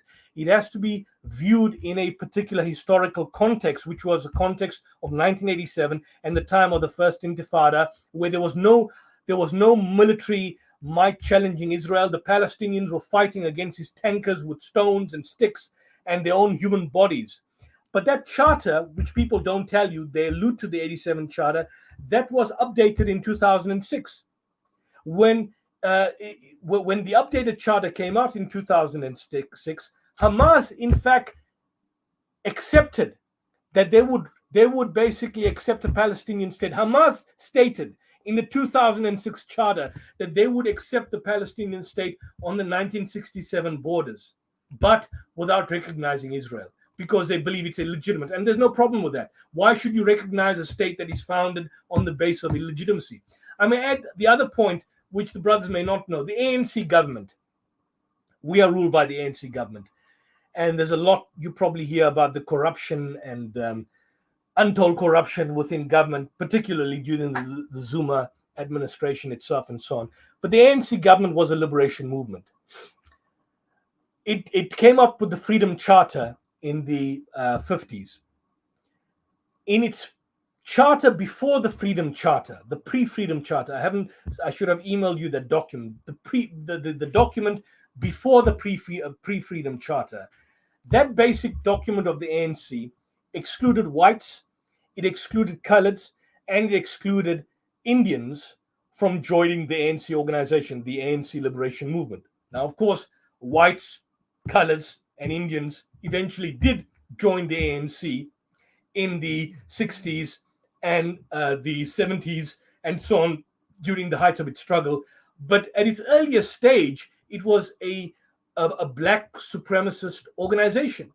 Now, Hamas's political vision has also evolved, one must look at it. Initially, at its earlier stages, you could probably stereotype it as a kind of a Jew-hating movement. But at this particular juncture, or particularly at the point when it won its superficial elections, it clearly showed its indication of evolving. The other point is this, is that Hamas, in its own accord, initially, prior to 2006, it refused to participate in any form of elections in the political process itself.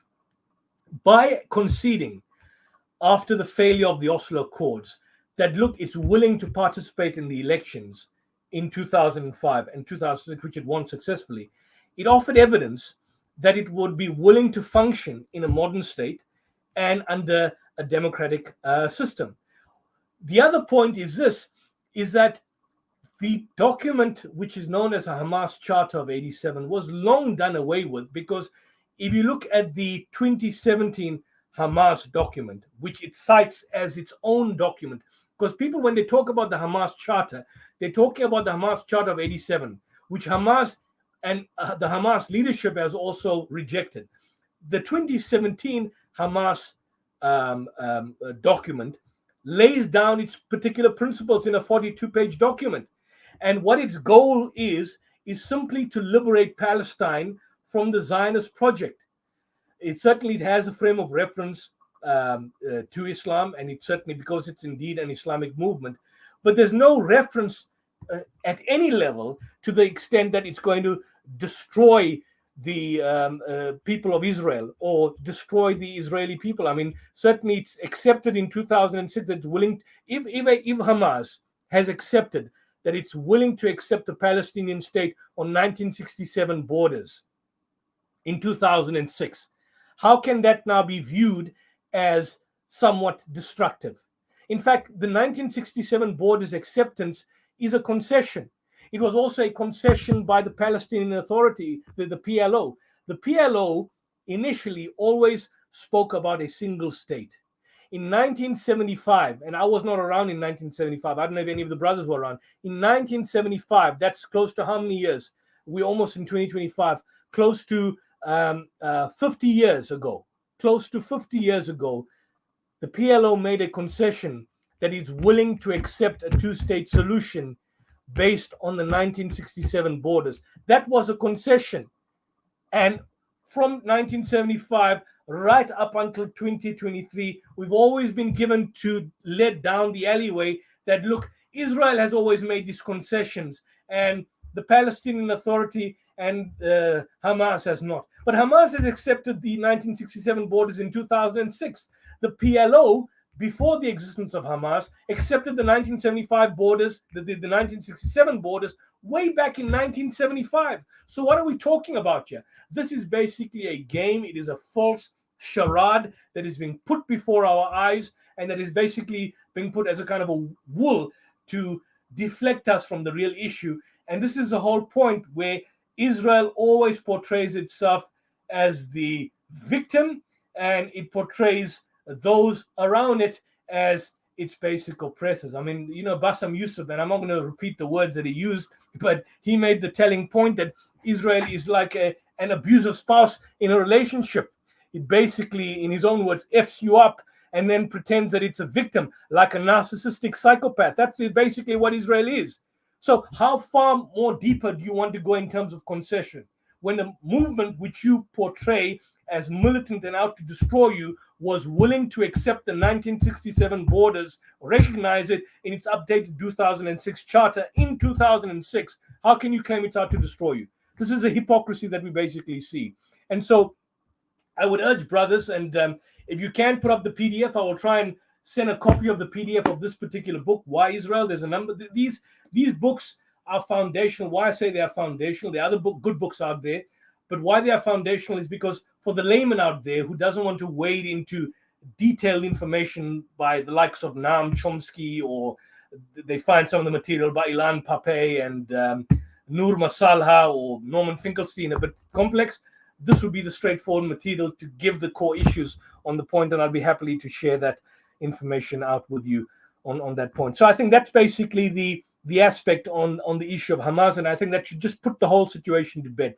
The charter people condemn is the 87 charter, which Hamas itself has updated, evolved from the 2006 charter, and the 87 charter doesn't even appear on any official documentation of Hamas at all. And even if it were to appear, at the very best, it's a reference to a particular hadith speaking about the end times. It's got nothing to do with it being a direct imperative calling for the destruction or the killing or the massacre of every single Israeli out there. I didn't get your next question, brother.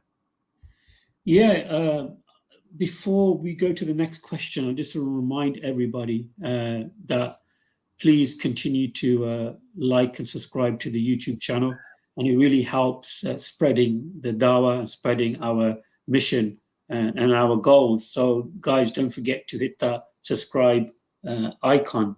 And there's so much still to come discuss, to be honest.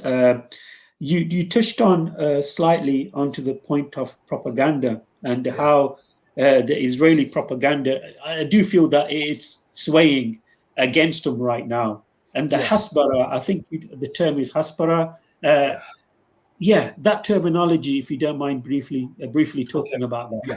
Perhaps just before Brother Yusuf elaborates on that point, I just want to essentially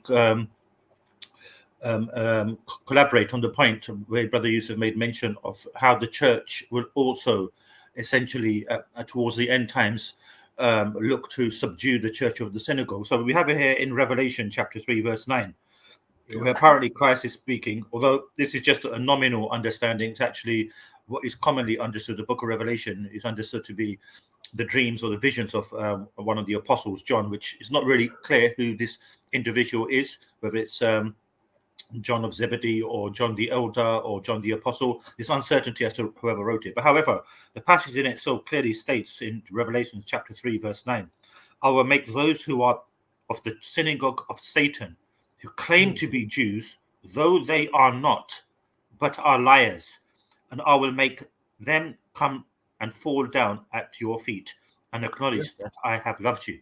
So here we see a little indication that these very Zionists, mentioned, who pretend to be Jews, but are in fact secularists to the extreme, allowing things such as gay pride parades.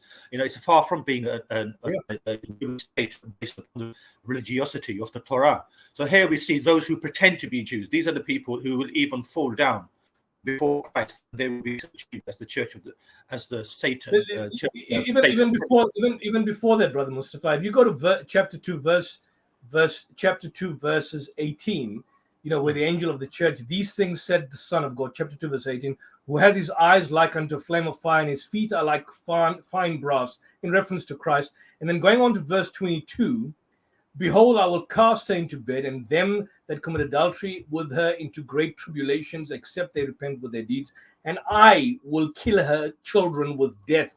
And all the churches shall know that I am he which searcheth the rein and hearts, and I will give unto every one of you according to your works. Now, of course, there's many interpretations on this particular chapter, and certainly some would view it as a metaphorical allusion. But just for a second, imagine that Hamas included all these references from the book of Revelation in his charter in terms of what Jesus would purportedly do in the end times on his second coming, with a sword sticking out of his mouth and bringing fire and brimstone and judgment on the people. Would they say the same in relation to the Hamas charter? So it's a hypocrisy that you see clearly. The reference there was totally religious, and they used that chapter, and it's quite clear that in the context it's referring to Zionism and the Zionist ideology, and not Jewish people per se. I mean, I spoke to Rabbi Weiss. Yeah, this is a fundamental. Just one point. I spoke to Rabbi Weiss, Yisrael David Weiss from the Netzorah Karta. I did an interview with him about 4 or 5 weeks ago. They met with Hamas officials themselves, Jews, met with them. They went to Iran. I've even seen the pictures. He didn't show them on the screen, but they've met with them. So it's quite clearly that this, when someone like Douglas Murray says that, look, the hatred and the protest for Israel is as a result of Jew hatred. This should fall on deaf ears, because essentially it's not got nothing to do with Jew hatred. It's your anti-Semitic guilt of European society that you wish to superimpose on the Muslim people and on the Palestinians. I mean, Jews and Muslims historically never had any problem with each other. Anti-Semitism is a European construct. Hatred towards Jews is a European phenomenon. It's a European construct, not a Muslim construct. So this is a whole point where these lies get called out in the longer scheme of things. Yeah. Yeah, absolutely. That's a fundamental point that the brother has observed. So we must bear in mind that we must distinguish between being anti-Zionist and anti-Jewish. There's no such understanding within Islamic parables which suggests in any way, shape, or form there is anti-Jewish sentiment. So this is something we need to be absolutely clear on. Otherwise, Muslims would not be allowed to marry Jewish women.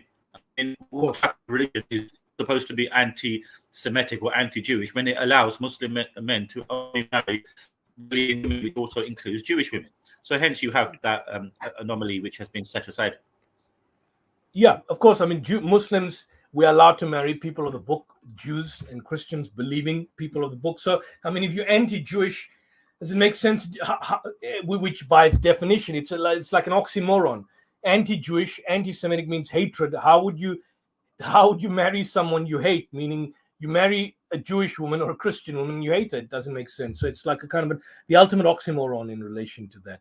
But coming back to the brother's point on the question of the Hasbara, Hasbara is a Jewish word. It's a Hebrew word, and it basically, if I could, it basically in reference to what I would say a kind of a brand image. So it's Hasbara is in loose terms a reference to the sophisticated public relations machinery that is set up to shape the media coverage of the atrocities that are being committed by Israel. And this basically is, the aim of the propaganda is to obviously create this kind of obfuscation. So they obscure true meaning. You can take the form of oversimplifying. You oversimplifying by saying, look, you are dealing with monsters and rapists. This is the terminology that is being used by Mark Regev and Elon Levi, at least two of the individuals that I see quite clearly. Or it could take the form of outright lying, where, for example, they deny the bombing of the hospital, and they pointed out and they twisted it, even though one of their own ministers tweeted that there was a Hamas operative and so they targeted, but they denied it because of the fact that there was this media outrage. And so they changed it to say that, look, it was Islamic Jihad that was involved in the bombing of the hospital. So that's a question of clearly outright lying. Or they dissemble, or they create this kind of obfuscation in the minds where people don't know what the real situation is. So, where you got someone like Ben Shapiro, the whole aim of his particular programming, or his, it's not even good to mention some of these names, but they want to brainwash human minds to think in a particular manner and to basically impose certain kind of illusions.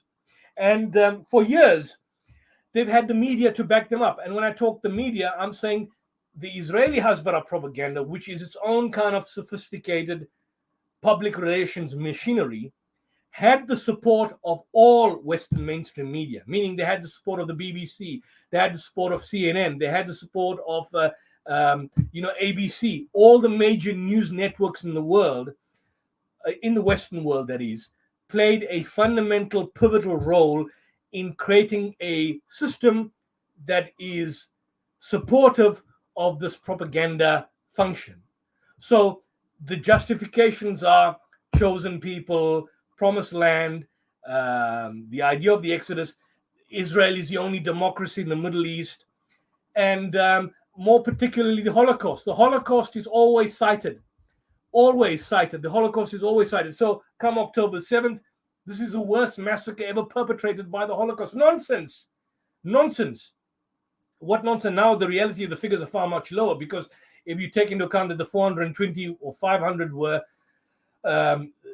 civilians, were soldiers, that means the balance of 600 were civilians. So it's only about 600 killed.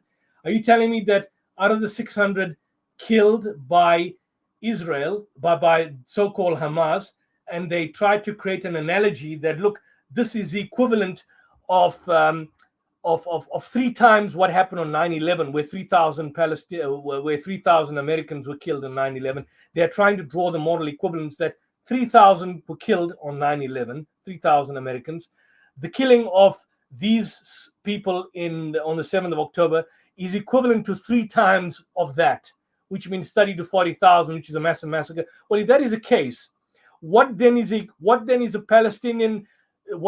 equivalent of the number of Palestinians killed in Gaza? If 21,000 is equivalent to 1% of the population, then what is 1% of the population in the United States? Do the maths, do the calculations.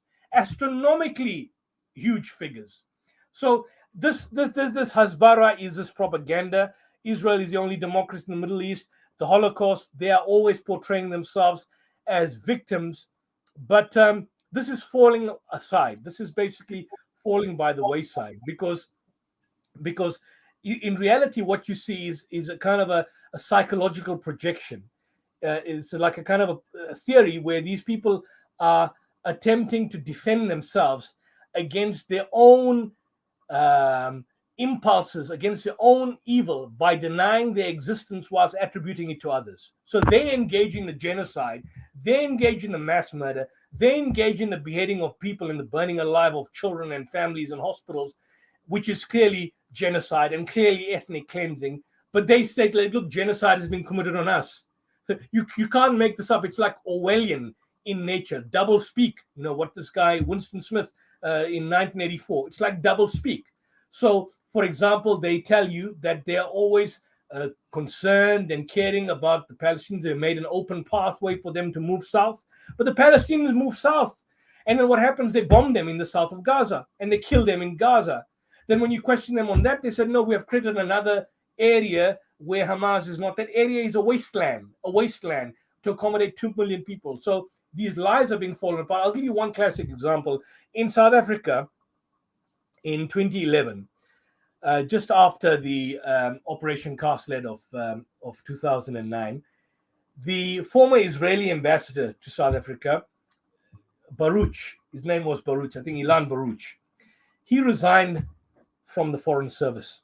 He resigned completely. He had about 30 years of spin doctrine. And if you look at his letter of resignation, he made a telling point in the letter, which is available to be viewed. Just type in Ilan Baruch resignation letter, former Israeli ambassador to South Africa.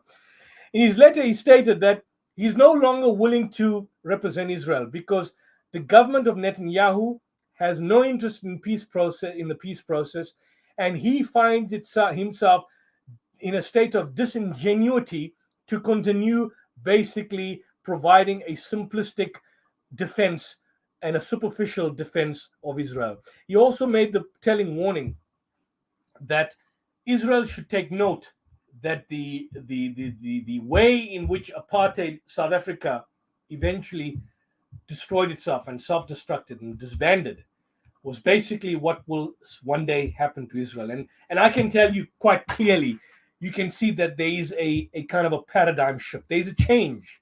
There's a change now where even the so-called two-state solution, and I know some people are still calling for the two-state solution. Nobody now is talking about two-state solution. We need only one solution: the total and utter disbandment of apartheid state of Israel. Total disbandment. That's what we need to call for. Total disbandment. All the members of the Knesset, including Netanyahu or the criminal thugs that are running the Israeli Knesset and the Israeli administration, need to either face the Hague or, worst case, the guillotine. And if you have a situation where Gaza and the West Bank is in a sense amalgamated, now you no longer have the Gaza, you don't have the West Bank, and you don't have the apartheid state of Israel, but you have got one entire country with Israelis and Arabs living side to side. And of course, the Israeli population is going to be increasing, and that's what they fear. Sorry, the Arab population is increasing. That's what Israel is terrified of. That's why they want to get rid of them, and they want Egypt to absorb them, and they want the Jordanians to absorb the West Bank. They are terrified that with the Israeli Arabs, with the Palestinians from the Gaza Strip, with the Palestinians from the West Bank, there's going to come a time where the proportionality of Jews versus Palestinians are going to basically long outweigh them by a margin in terms of the population. And when that basically happens, you're going to have a new state. You're going to have a totally new state. You're going to have the equivalence, at the very least, of of what happened under the apartheid South Africa, which was also sustained, which was also an apartheid state, which was sustained through all forms of unjust laws and all forms of inequality, and that collapsed. And let me tell you something: whilst apartheid South Africa was a polecat of the world, our own Minister of Intelligence, once upon a time, Ronnie Kasrils, made the point that apartheid South Africa at its height was nowhere near apartheid Israel at its height. Nowhere near. We had people and black people in townships and the Bantustans. We never had helicopter gunships bombing and destroying townships and blowing them into smithereens. We certainly had skirmishes. We had massacres that took place. We never had anything close to the massacres and the ongoing systematic genocide that was basically being perpetrated and unleashed in brutal form on the Palestinians. None of that. We still had a good infrastructure. Apartheid South Africa was evil. It was there was a level of inequality, but blacks still had education.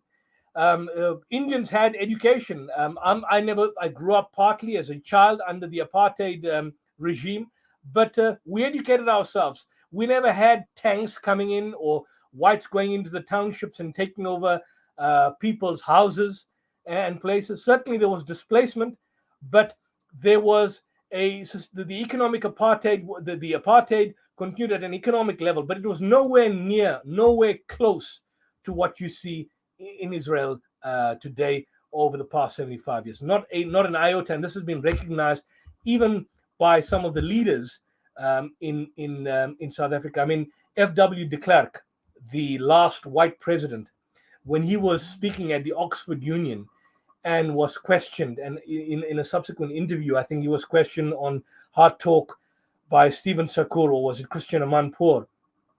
and he was questioned was how did he justify apartheid? And you know what his response was? His response was, when Israel does it, and when Israel does worse things than what we did at the height of apartheid, why do you never criticize Israel? And so I think it was Christian Amanpour was silent. Check the interview. I think it was Christian Amanpour, F.W. de Klerk interview on South Africa. That interview where he questioned on that, the hypocrisy, the double standards, the duplicity. It's because of the fact that the Hasbara is so powerful that the Israelis have embedded themselves in almost all the major news outlets of the world, in the entertainment industry. I mean, look at the major entertainment industries of the world. You look at the big five. Warner Brothers was Jewish. Metro Goldwyn and Mayer, if they still exist, Jewish. Walt Disney, Disney himself, I believe, was Jewish. Walter Elias Disney, that was his name. If you look at some of the CEOs and the forerunners at Universal Studios, all the major entertainment industry, all the major news conglomerates and the news outfits, all were run by Jews, but particularly those with a specific ideological Zionist bent. And therefore you found it's been so easy to sustain the narrative over the decades that Israel is a victim and those around them are basically the terrorists and the monsters, and they're this benign, benevolent state that is perpetually under some sort of constant siege. When it's the other way around, they project on others, like the psychopathic husband on his wife, blames his wife for his own narcissistic behavior. That's basically what Israel does. And I think we need to shout it from the rooftops, and certainly social media has exploded in recent years, and the alternative media has basically shown the hogwash that this kind of false narrative has basically gone down the sewage, as we clearly see in present times, when people can no longer justify genocide, except those without any kind of morality or moral qualms. On those latter points that Brother Yusuf has just made, it's just analogous to the points that I've been making on these shows on a regular basis over the course of the 2 years. The fact that the media industry as well, the entertainment industry, which has been cited, Warner Brothers and other such organizations which came prevalent in the early part of the 20th century, this was in essence a systematic attempt to demoral society in general. That was the basis of when pictures, visual pictures became prevalent for the first time, in which women were, for the first time in history, exposing their bodily parts. And this wasn't very prevalent upon how the Warner Brothers set about a new moral structure in which they were going to liberalize society as the generations continued. And hence we see, as made mention, that essentially Israel is a secular state. There is no religiosity within the actual construct of the governance. Although we do have politically minded Jews, we still are at the position whereby the secularists, they decide everything within the system. So this is actually a state which, rather paradoxically, as Christians believe that the Jews must be in Zion in the precipice of the coming of Jesus. This is a fundamental point which Brother Yusuf may be interested in elaborating on.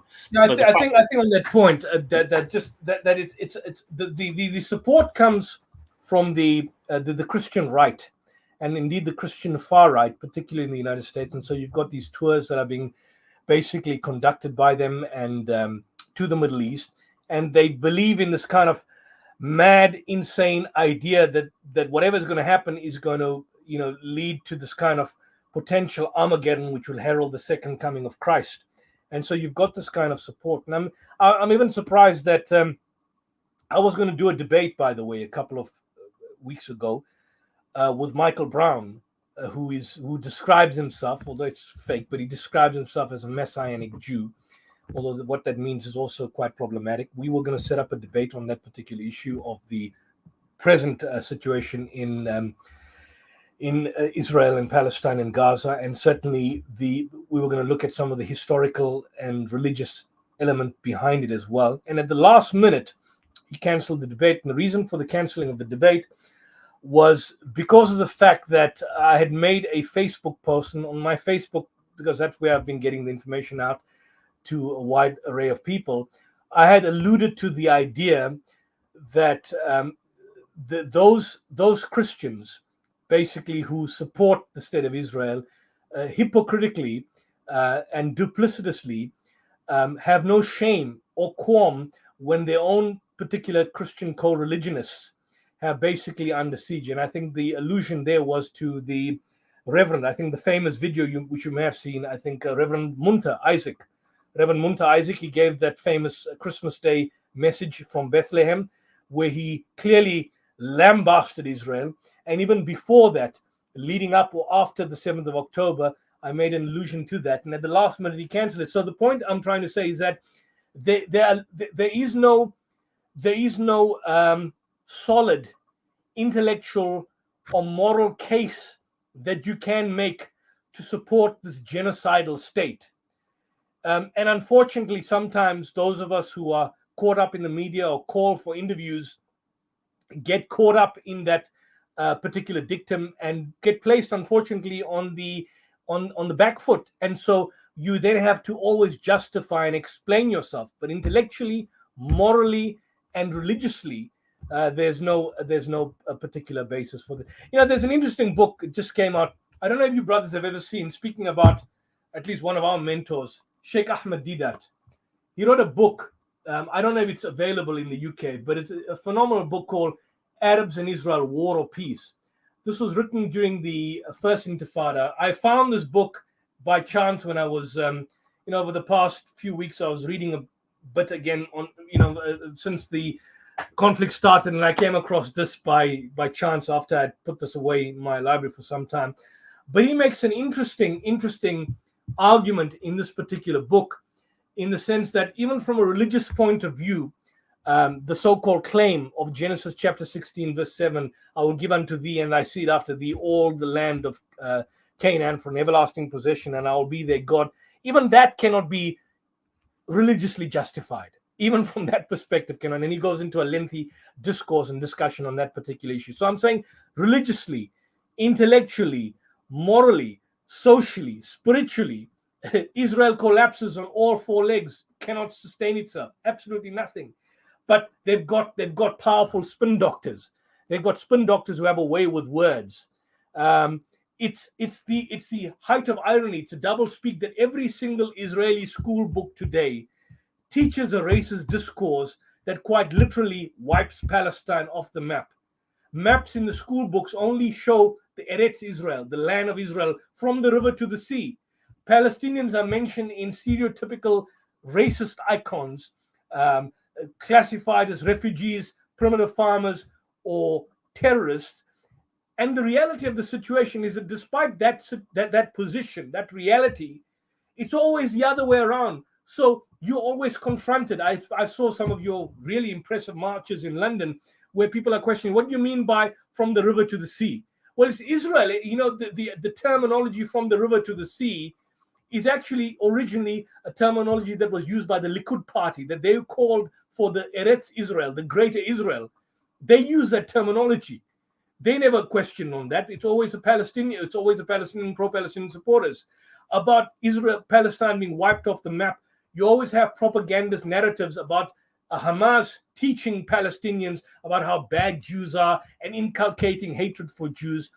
The Palestinian curriculum doesn't inculcate hatred for the Jews. It's the other way around. And yet in the mainstream media, you get this presentation that Israel preaches harmony. Israel preaches benevolence. Israel is a victim. And the Palestinians and the Arabs are basically involved in hatred towards Jews because it's a sole Jewish state in this whole, siege of Arab hate and hostility. You couldn't make this up. It's doublespeak and it's Orwellian. This is a classic. If you're looking at George Orwell's 1984, Israel is a classic Orwellian state. That's what you got before your very eyes in practical real time before our eyes. Yeah, if you don't mind me just interjecting there, Brother Mustafa, we've come to the 2-hour mark, and I've got 2 more questions before we get to some of the questions from the audience. Sometimes when you hear these so-called interviews and taking place on these major platforms, I think George Galloway is doing a fantastic job. He's been doing a job in that type of field for such a long time, and he has been highlighting some of the double standards and hypocrisy of the Western government. And sometimes you have people like Piers Morgan trying to justify the bombing and what's taking place, the civilian loss in Gaza, to Germany, and how the British and Winston Churchill bombed certain cities in Germany and killed, civilians just to nullify the Nazis and so forth. And also in Japan, that the Hiroshima and much more bombs were dropped on to kill out and submit the concept of that. And also, there's a link to this. Do you feel that the same situation what's happening in Ukraine right now? Do you think NATO and all these governments have they kind of like shunned Ukraine now? Do you think the same thing will take place from the Western governments in Israel? Do you think they will be like slowly, unofficially swept under the carpet, and their support for Israel will subside and reduce? Do you think that will play a part in the future? It's difficult to say. What I can say is that firstly, with regards to Ukraine and Israel, I mean, Piers Morgan, by the way, was one of the first people to condemn Russia for the invasion of Ukraine, and he called it a war crime. He called Putin a monster. By the way, the Ukraine war was 2 years, right? From I think February 2022 right up until now, ongoing.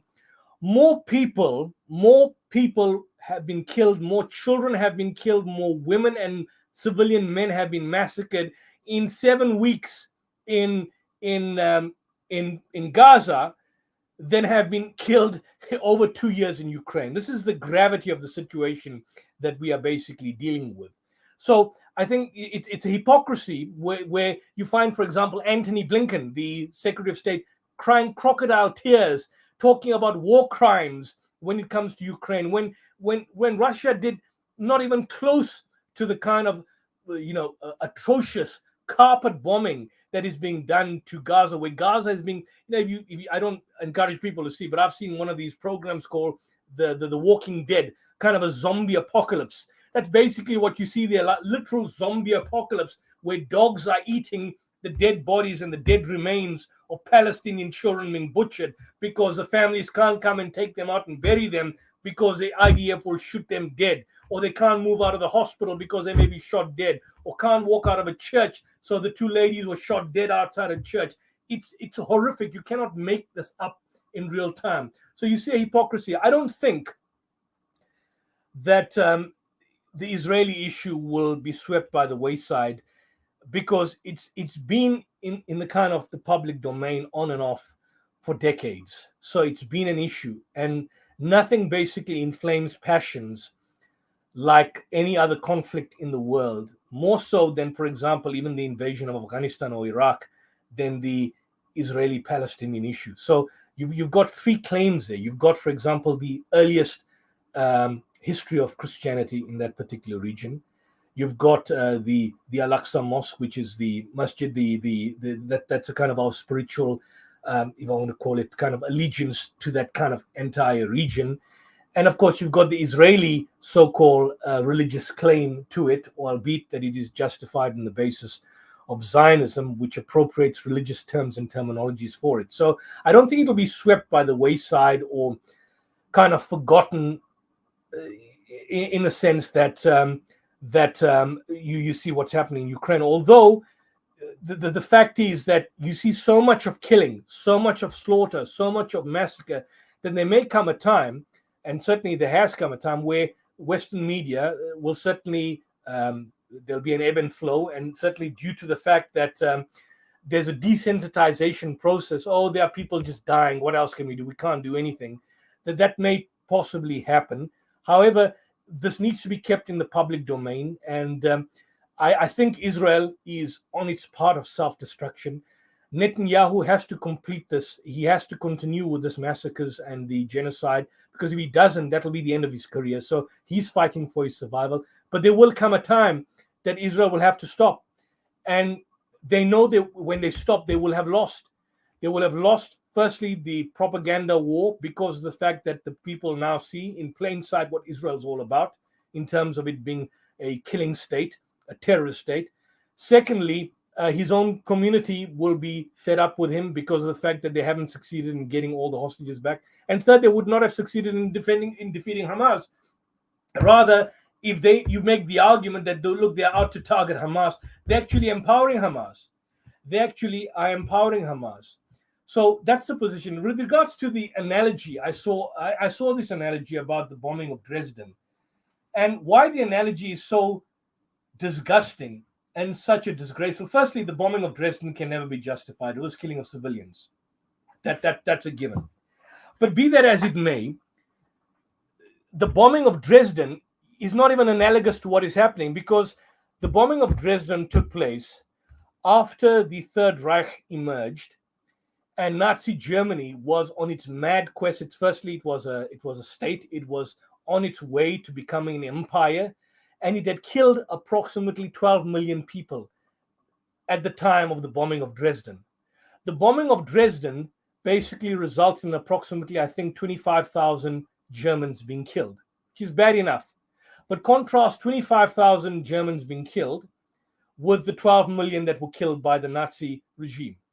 Now apply that to Israel. How the hell does Piers Morgan apply that to what is happening in Gaza? Because in Gaza, what we now realize that at best 600 Israelis were killed, at best. The others were civilians, and then others we don't know who were killed by helicopter gunships. In contrast, and you juxtapose that with 21,000 Palestinian men, women, and children, civilians being killed. So where is the analogy? Where is the analogy to Nazi? Where is the analogy to Dresden? I just don't see the analogy. I don't see. In fact, the contrary position is there, that Israel is more analogous to the Nazi regime as opposed to the other way around. So there's this moral equivalence that he wants to draw. Makes absolutely no sense whatsoever. The Dresden argument is a stupid argument. It's a useless argument. It's a poor argument. It's a bad argument. And unfortunately, I see there was one interview where one of our brothers, Andalusi, for example, tried to show how even the bombing of Dresden was immoral. And I think it was Mohammed Ijab who made the point that the bombing of Dresden was a terrorist act. But that's not the point. The point is that the analogy which Piers Morgan and some of these people are raising, like Douglas Murray, is so fundamentally flawed at an essential level that you can't even make the analogy. You can't make the analogy of killing 12,000 people vis-a-vis 12 million that were incinerated by the Nazi regime. You can't compare Hamas, which is a loose, ineffective organization that is just simply limited to guerrilla warfare, that has got no army, that has got no military might of the caliber of Israel or even what Nazi Germany had. You can't even make that analogy. So it's a bad analogy in relation to the points that are being made. But the one point I want to make this, and I hope this goes through. I'm a criminal. I do criminal law. And the argument that he's been put, and I know that times that we're going to move for Maghreb now, but I just want to make this point. There is an argument that Israel is making that it doesn't intend to target civilians. Now look at the argument. When they bombed the Jabalia refugee camp, they were going after one Hamas, but they killed 50 people. But their argument is they don't have the direct intention of killing Palestinians. Palestinians are collateral damage. Now, in terms of criminal law, when you look at the dolus, which is the doctrine of intention, there is a doctrine of intention. Intention can take three forms. One is dolus directus, meaning direct intention. Dolus indirectus, indirect intention. Dolus eventualis or dolus indeterminatus. All of that is direct. It fulfills the definition of intention. So, for example, when you look at a doctrine called dolus eventualis, if I kill somebody, where a person commits a crime with the intention in the form of dolus eventualis, if the commission of the crime, that is a murder, the unlawful act, or the causing of the unlawful result, is not the main aim, but he subjectively foresees the possibility that in striving to his main aim, he will commit the unlawful act, and he nevertheless commits the unlawful act, in such a situation, in South African law and in terms of criminal law internationally, you can be convicted of the crime of murder. That is dolus eventualis. So apply that argument to Israel. What is the aim of Israel? What is the commission of Israel? The commission of Israel is the commission of the aim of Israel is to target Hamas. But in doing so, if the main aim is not to kill civilians or to murder civilians, but do they subjectively foresee the possibility that in striving towards the main aim, albeit getting rid of Hamas, they will kill civilians, then according to that particular principle, their acts are in fact unlawful. This is unlawful, totally unlawful. So this is the particular point that you've got to have. Have I lost the brothers here?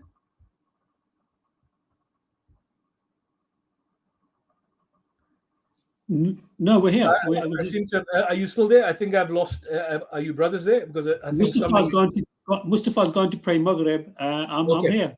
Well, sorry. Our Maghrib is basically in about 20 minutes, so I've got some time.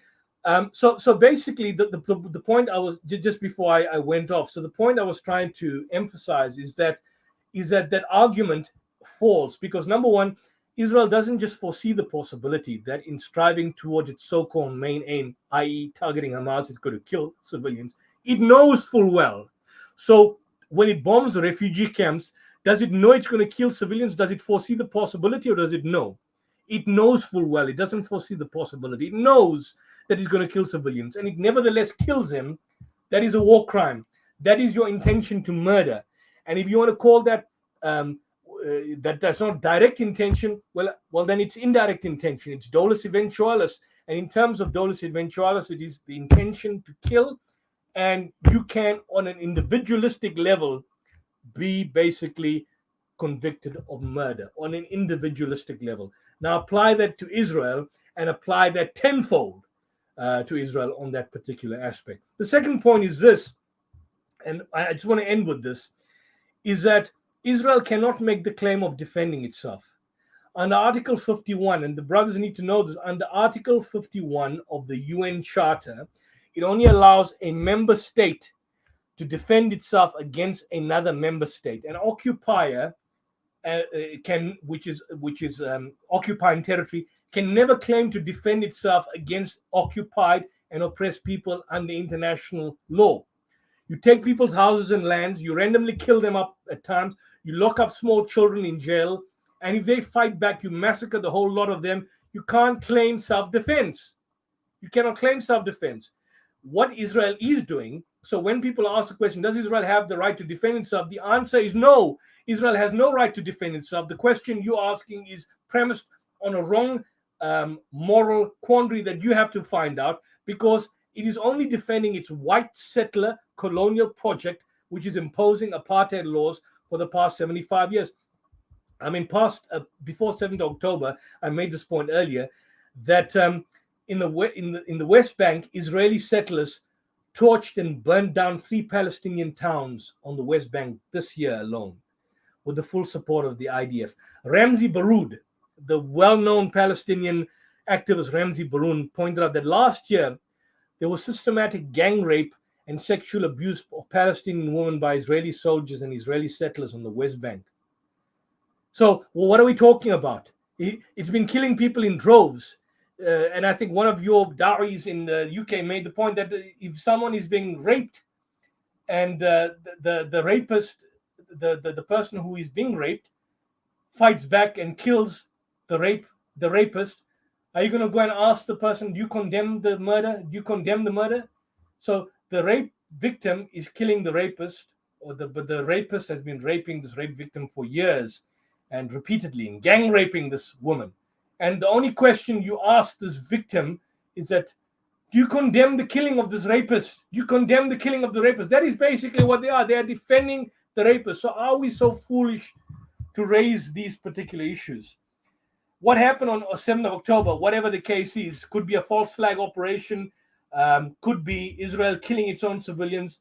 But if it was Hamas, was a kind of a response to a 15-year siege of a concentration camp and decades of killing of Palestinians. So unfortunately, I'm sorry, I don't buy that argument. at all, because Hamas, in fact, the spokespeople for Hamas made the point when they didn't support the so-called rapes that were brought to their attention, which they claim apparently happened.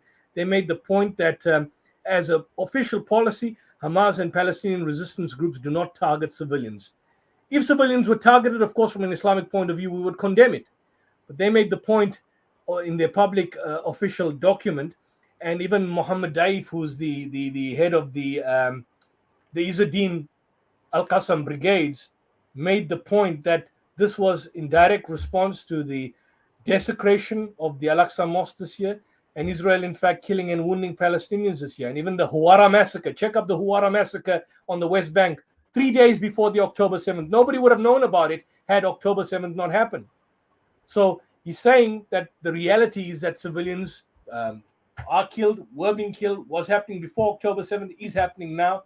And October 7th is just simply the green light to engage in massacre that you've never seen, at least in recent modern times.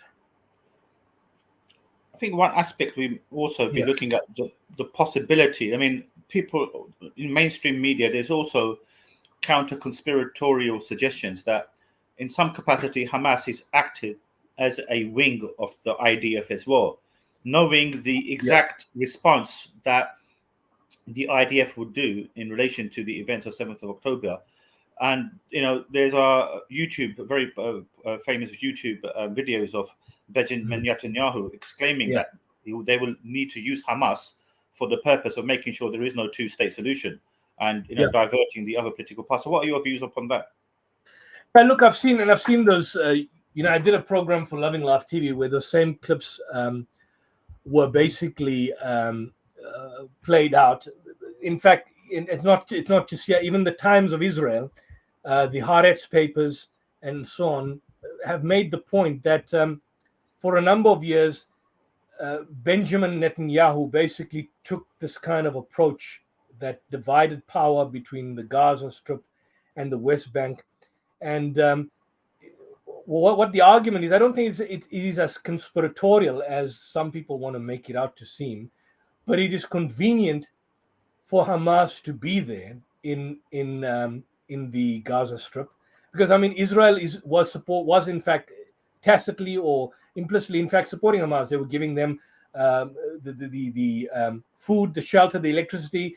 The funds were going directly to Hamas, and the point being made is that Netanyahu basically, Hamas was also included in discussions about increasing the number of work permits that Israel granted to Gazan laborers, the laborers that moved there to Gazans. And so Israel was actively involved in the negotiation with Hamas on those particular issues. And with the negotiations with Hamas, there were about, I think, 3,000 to 4,000 permits that were issued to Gazans that were working in Israel. And this was done through negotiations and communications with Hamas. So what the point is that the argument that is made that Hamas is necessary to be there because it is prescribed as a terrorist outfit in different parts of the world. And secondly, the existence of Hamas will ensure that Gaza remains fully under siege. So if Hamas, for example, is prescribed internationally as a terrorist outfit, Israel maintains the point that, look, they are being faced with a perpetual existential threat, which is Hamas. There is this schizophrenic relationship that they have. And it suits Israel to have Hamas there because having Hamas would ensure that an independent Palestinian state will never basically exist. If you look at the past decade, most of the time, Israeli policy, rightly or wrongly, was to treat the Palestinian Authority as a kind of a burden. And one can talk about the corruption in the PA. And the idea was to treat Hamas as a kind of an asset. Netanyahu made this point clearly.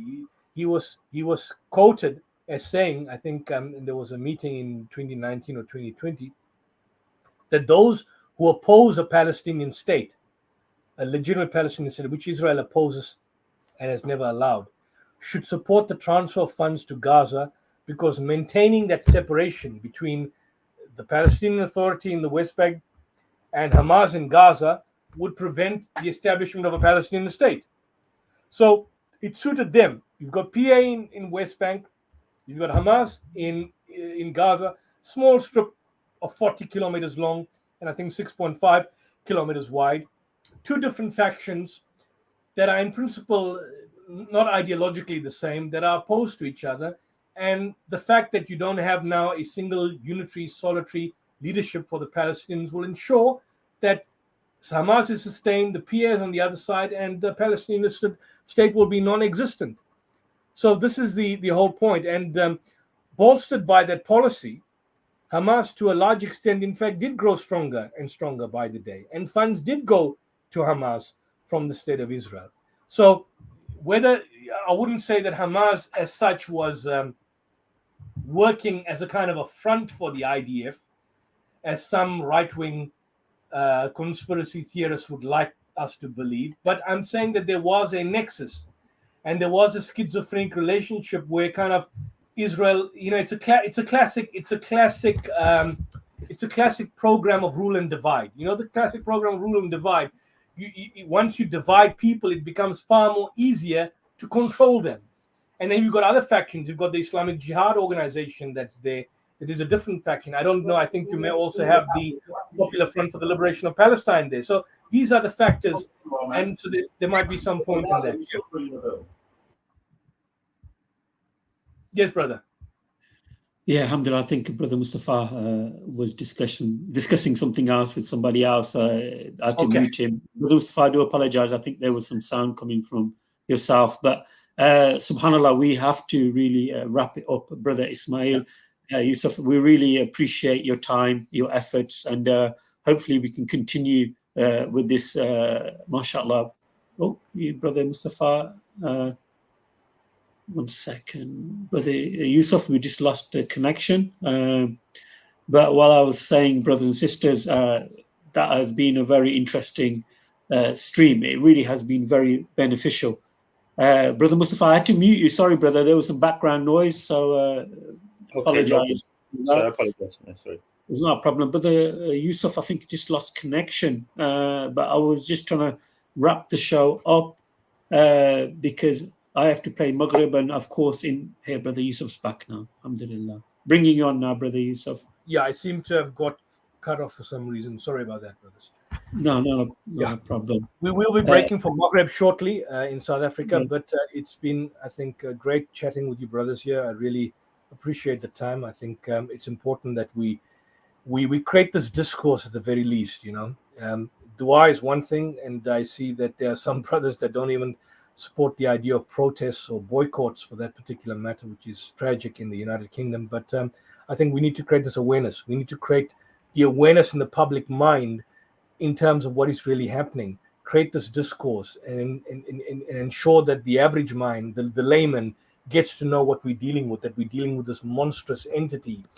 And eventually it will basically play a role in terms of influencing public policy decision-making. In the UK, in Scotland, I mean, you've got a Muslim prime minister in Scotland that has got family that's in Gaza itself, and of course you've got Ireland, the Irish, the party of Sinn Féin, and I've seen some of their pronouncements on the issues. So it shouldn't be long. I mean, you almost had one. You had Jeremy Corbyn at one point, who could have probably been the prime minister. Just unfortunate. I actually interviewed him, Brother Yusuf, on a channel. Yeah, about 4 or 5 weeks ago. I asked him about the Zionist plot to actually get rid of him. He was very reluctant to speak about that, as if fearful that if he makes a comment as such, he would be, get in further trouble, because essentially we all know that he was the one who was going to become prime minister, but they threw out the anti-Semitic card against him due to his support for the Palestinian people and due to his general decency. And we saw how their media roller coaster machine got into full motion, and they castigated him as being an anti-Semite, and before you knew it, he was given a good thrashing in the general election. So the way they work is tremendous, and I do suggest, this is my quick point, I'll wrap up. Brother Muhammad needs to wrap the show up, which is, I do suggest you look at a particular British politician here, which you may or may not be too familiar with. His name is Michael Gove. I've spoken relentlessly about him on Brother Muhammad's show. I believe he's amongst the most influential world politicians over the last post Second World War. He has formulated much of the current chaos which is developing in this country. For example, the absolute change of universal morality, the advent of LGBTQ education for young children at even primary school level here in the UK. He's the real major protagonist of everything that we see today, which has been turned upside down. And he's an open Zionist. Yeah, he's an open Zionist as well. He appears on different shows to explain his Zionism, adopting his child. And I think that's something you should investigate. I've got some excellent information on him. And perhaps when we're off stream, I can perhaps just share that with you. Has he not run to be leader of the Conservative Party? Did he not run to be leader? That's the esoteric nature of this individual. He's the one who actually decides who becomes prime minister. He's the one who sets policies. There's a very interesting YouTube video of a particular Labour politician who makes this point. There are only a select group of people who actually formulate policies. They decide who becomes prime minister, for how long they serve, what policies they have, and anything in which conflicts with that, they'll just do away with it. He's like I think Cameron appointed him as shadow minister at some point, or shadow. Correct.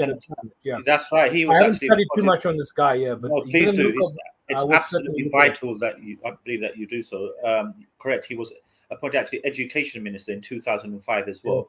Yeah. And also, out of interest, he was the individual who got rid of Suella Braverman, which I will speak to you at some other stage about. And he appointed, out of interest, full 18 years later, David Cameron as the Foreign Secretary. Wow. Because there's an interesting YouTube caption of actually him the weekend prior to the sacking of Suella Braverman, that he was seen dressed in a suit near to Victoria Station, which is I'm sure you're familiar with, in central London, not too far from Parliament. He was dressed up in a suit, and he was actually caught by some brothers who were filming him, who were saying, "Is that not Michael Gove?" So he made the decision on Saturday afternoon, having attended an emergency meeting with another one of his cohorts by the name of Douglas Smith, who was also a very shadowy figure who decides all the governmental policies here in the UK. And before you know it, within 48 hours, Suella Braverman was sacked. So there are certain things which I've just given a slight elaboration, but it's very worth you investigating this particular chap and what he's all about as well. He's the real catalyst of, I believe, the events that are even occurring today in Palestine. I certainly will look at that. I'll certainly look into that, inshallah. Thank you, Brother Mustafa. This is a big topic to unpack, and inshallah ta'ala, hopefully we can continue maybe next week, or we can invite Brother Yusuf on again and continue with this topic or another topic of his choosing. But brothers and sisters, don't forget to like and subscribe to the YouTube channel. Also, like I mentioned at the start of the stream, that Brother Yusuf is from South Africa, and he is part of the South African Debate Initiative, which I think Sabil Ahmed, if I'm not... It's a fledgling channel which I formed. Basically, after I left the IPC, I kind of created it's a non-profit entity that is basically there to gear to host and have programs. We've been having these, I don't know, Brother Nazem may have shared, we've been having these kind of tag team debates, myself, Dr. Shabir Ali, and with some local brothers, Reverend Samuel Green in Australia. So we've used that as a platform for debate and discussions. It's a fledgling YouTube channel, but we hope to get some kind of traction. And of course, I'll definitely, hopefully download this content and share it with my viewers there, inshallah. Yeah, barakallah. Thank you. Certainly subscribe. I would certainly, tell the brothers to support your channel, and you guys are doing phenomenal work. And I would urge members to, donate, become a member, support this channel, grow it, and of course with some of the other brothers that are doing sterling work and getting this information out there, because this is what we need in the public. And certainly this is somewhat. I want to visit South Africa and some of the sharks. Well, there's lots of shark nets, but we've had one of the largest shark attacks over the decades on the KwaZulu-Natal coast of Durban, I think globally. But that's under control now. We've got other problems. We've got other sharks that we are dealing with in the South African context. Yeah, Brother Gambit is mashallah, a member to the channel and a regular viewer, and always comes out with interesting statements. But inshallah, maybe we will visit South Just Africa very, together. This is very light and brief. I mean, something which I wanted to very brief, no more than 20 seconds. We're quite, Brother Yusuf, quite fortunate to be living in South Africa, where the government is actually supporting the cause of the Palestinians, unlike perhaps any other non-Muslim government in the world. So we here in the UK, we're curtailed in much of what we can say. As you're aware, we can't even make slogans on the protest, such as "From the river to the sea, Palestine will be free." The narrative being that this is causing, inciting the extinguishment of the state of Israel. So even crazy type of statements coming from the government sources directly to the authorities to stop even such slogans really shows that we are curtailed in mass in supposed freedom of expression countries. Yeah, that's true. And I think that's our great advantage. I may just share this. I didn't have the time, but it's quick. That South Africa has now brought an application in terms of the Genocide Convention, and it's taken, I haven't had the time to discuss it, but it's a lengthy 75-page document where they've basically approached the International Court of Justice, calling for declaration that what Israel is committing is genocide, asking for an immediate ceasefire. I may add this point that it's the irony, because apartheid South Africa was one of the strongest allies of apartheid Israel, apartheid South Africa. But post-94 South Africa is certainly one of the strongest critics, and I think I can credit them as much as I criticize the ANC government on other domestically related issues. I think one can't fault them with the position they've taken. There was a parliament ruling that was passed, a resolution that was passed in parliament shutting down the Israeli embassy in South Africa, in Pretoria, although that has not yet been practically exemplified yet. It is there in principle. And we still do have a strong Zionist presence in this country, because in Cape Town, in other places, and certainly the official opposition, the Democratic Alliance, has been traditionally supported by Jews. So you've got a strong Jewish presence that control the economy here. But from a practical principle point of view, South Africa has basically come out quite strongly against the state of Israel, and has taken this up to the International Court of Justice, which should deliberate on this particular issue shortly. And this is one of the few times that the Genocide Convention was invoked, and certainly a declaration would be made. It's not the International Criminal Court, it's the International Court of Justice. It has other rules and other regulations. Israel has in the past, as they do generally, rejected some of these resolutions, and but once a resolution is passed and a declaration is made, certainly its particular credibility in the public eye will fall into abeyance as the days go by.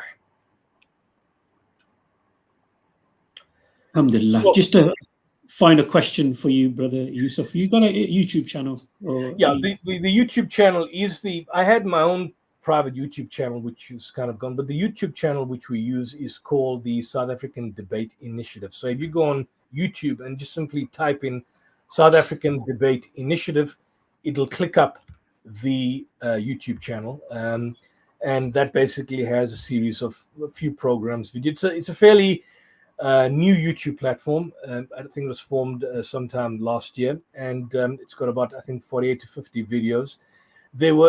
How it started off after I left the IPCI, the Islam Propagation Center.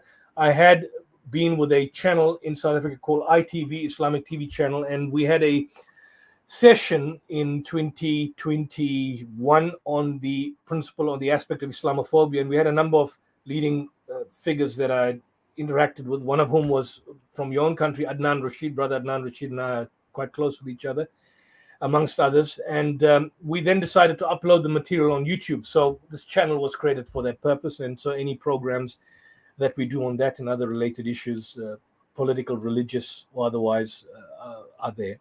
And we're still growing, and those can basically subscribe to the channel, share it with others, and we certainly have some upcoming programs. I was planning to have Professor Rashid Khalidi on the program recently, but he's been inundated with requests for discussions. Rashid Khalidi is the professor at Columbia University, the author of the 100-Year History of Palestine. I urge all the viewers to get a copy of the book, or at best I could email you the set. I may just add one thing, and I need to thank this brother.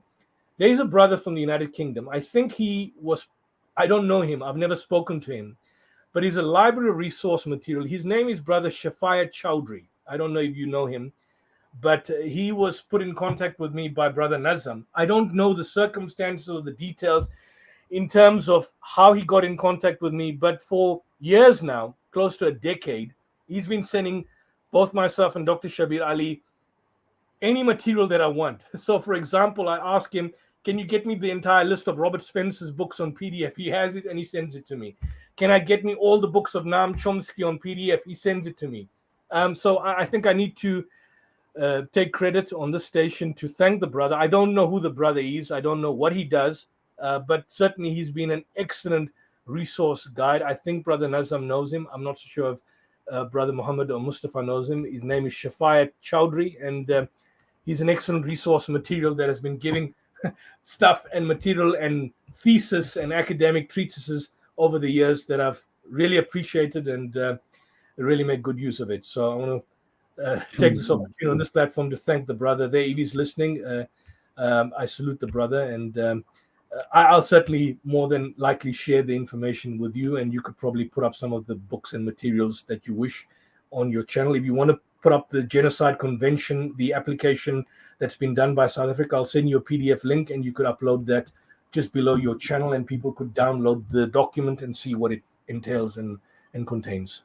That's awesome. Thank you for that. Like again, it's nice to end on a positive note. There are some brothers and sisters behind the scenes who helped me with this channel. Of course, Sister Dawa, who helped me with the thumbnail, which Yusuf was impressed by, mashallah. And also Brother Dawood, the servant of Allah, who was backstage helping, sharing. Thank you, Brother Dawood.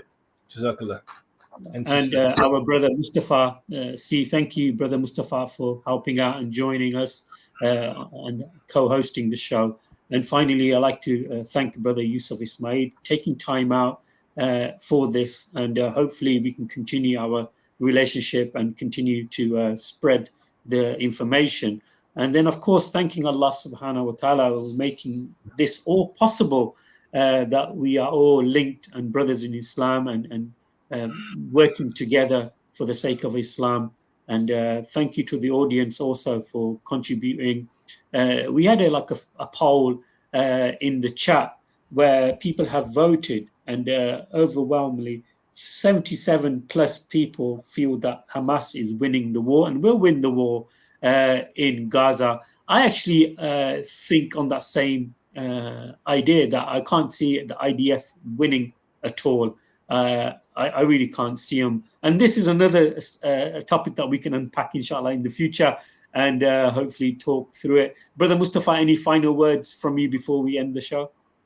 I'd just like to thank you for giving me another opportunity to co-host this very interesting show, which was very eruditely and expertly decoded by Brother Yusuf. It just gives an undertaking, and I would strongly suggest the audience do watch the show again to take in and grasp all the points, so that you can also confidently assert the narrative when you speak to your non-Muslim, particularly acquaintances or friends or work colleagues, with the view of then presenting the reality of the situation which is happening in Palestine, and really get the narrative out, because essentially that's all we can do as people. We can't physically stop anything. We're curtailed. We feel the pain of our brothers and sisters who are suffering in Palestine, the situation which has been going on for so many years, and the enemy seems to be in control of so many matters. But we know the final control lies with Allah subhanahu wa ta'ala, and we have a commitment and a passion to forward on these very important events which are taking place in history. And obviously we're doing this solely for the sake of Allah. And I do, as I said, would reiterate for the people who have enjoyed listening to the stream to watch it again, and to get the information at hand, and then to present it to the people who are your non-Muslim friends and colleagues. So that would be absolutely, Brother Mustafa. Absolutely, Mustafa. Final words from me, guys, is that don't think that somehow the battle is being lost. Overwhelmingly, we see people taking the Shahada due to what's happening in Gaza.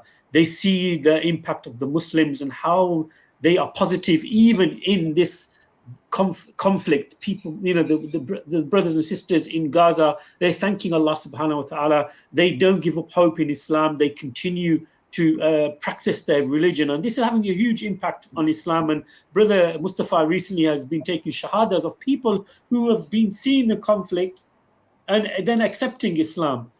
So that's really amazing. And thank you, Brother Yusuf, for your time and your support. And of course, feel free yourself to use the footage from this channel for your channel and spreading the message. Jazakallah khair. Jazakallah khair, and Allah reward both of you brothers and the brothers in the background and the sister, and may you basically increase spiritually from one level to the next, inshallah, and may Allah shower His blessings and mercy on our brothers and sisters in Gaza at this point in time. Jazakallah khair. Ameen. Assalamu alaikum wa rahmatullahi wa barakatuh. Assalamu alaikum wa rahmatullahi wa barakatuh.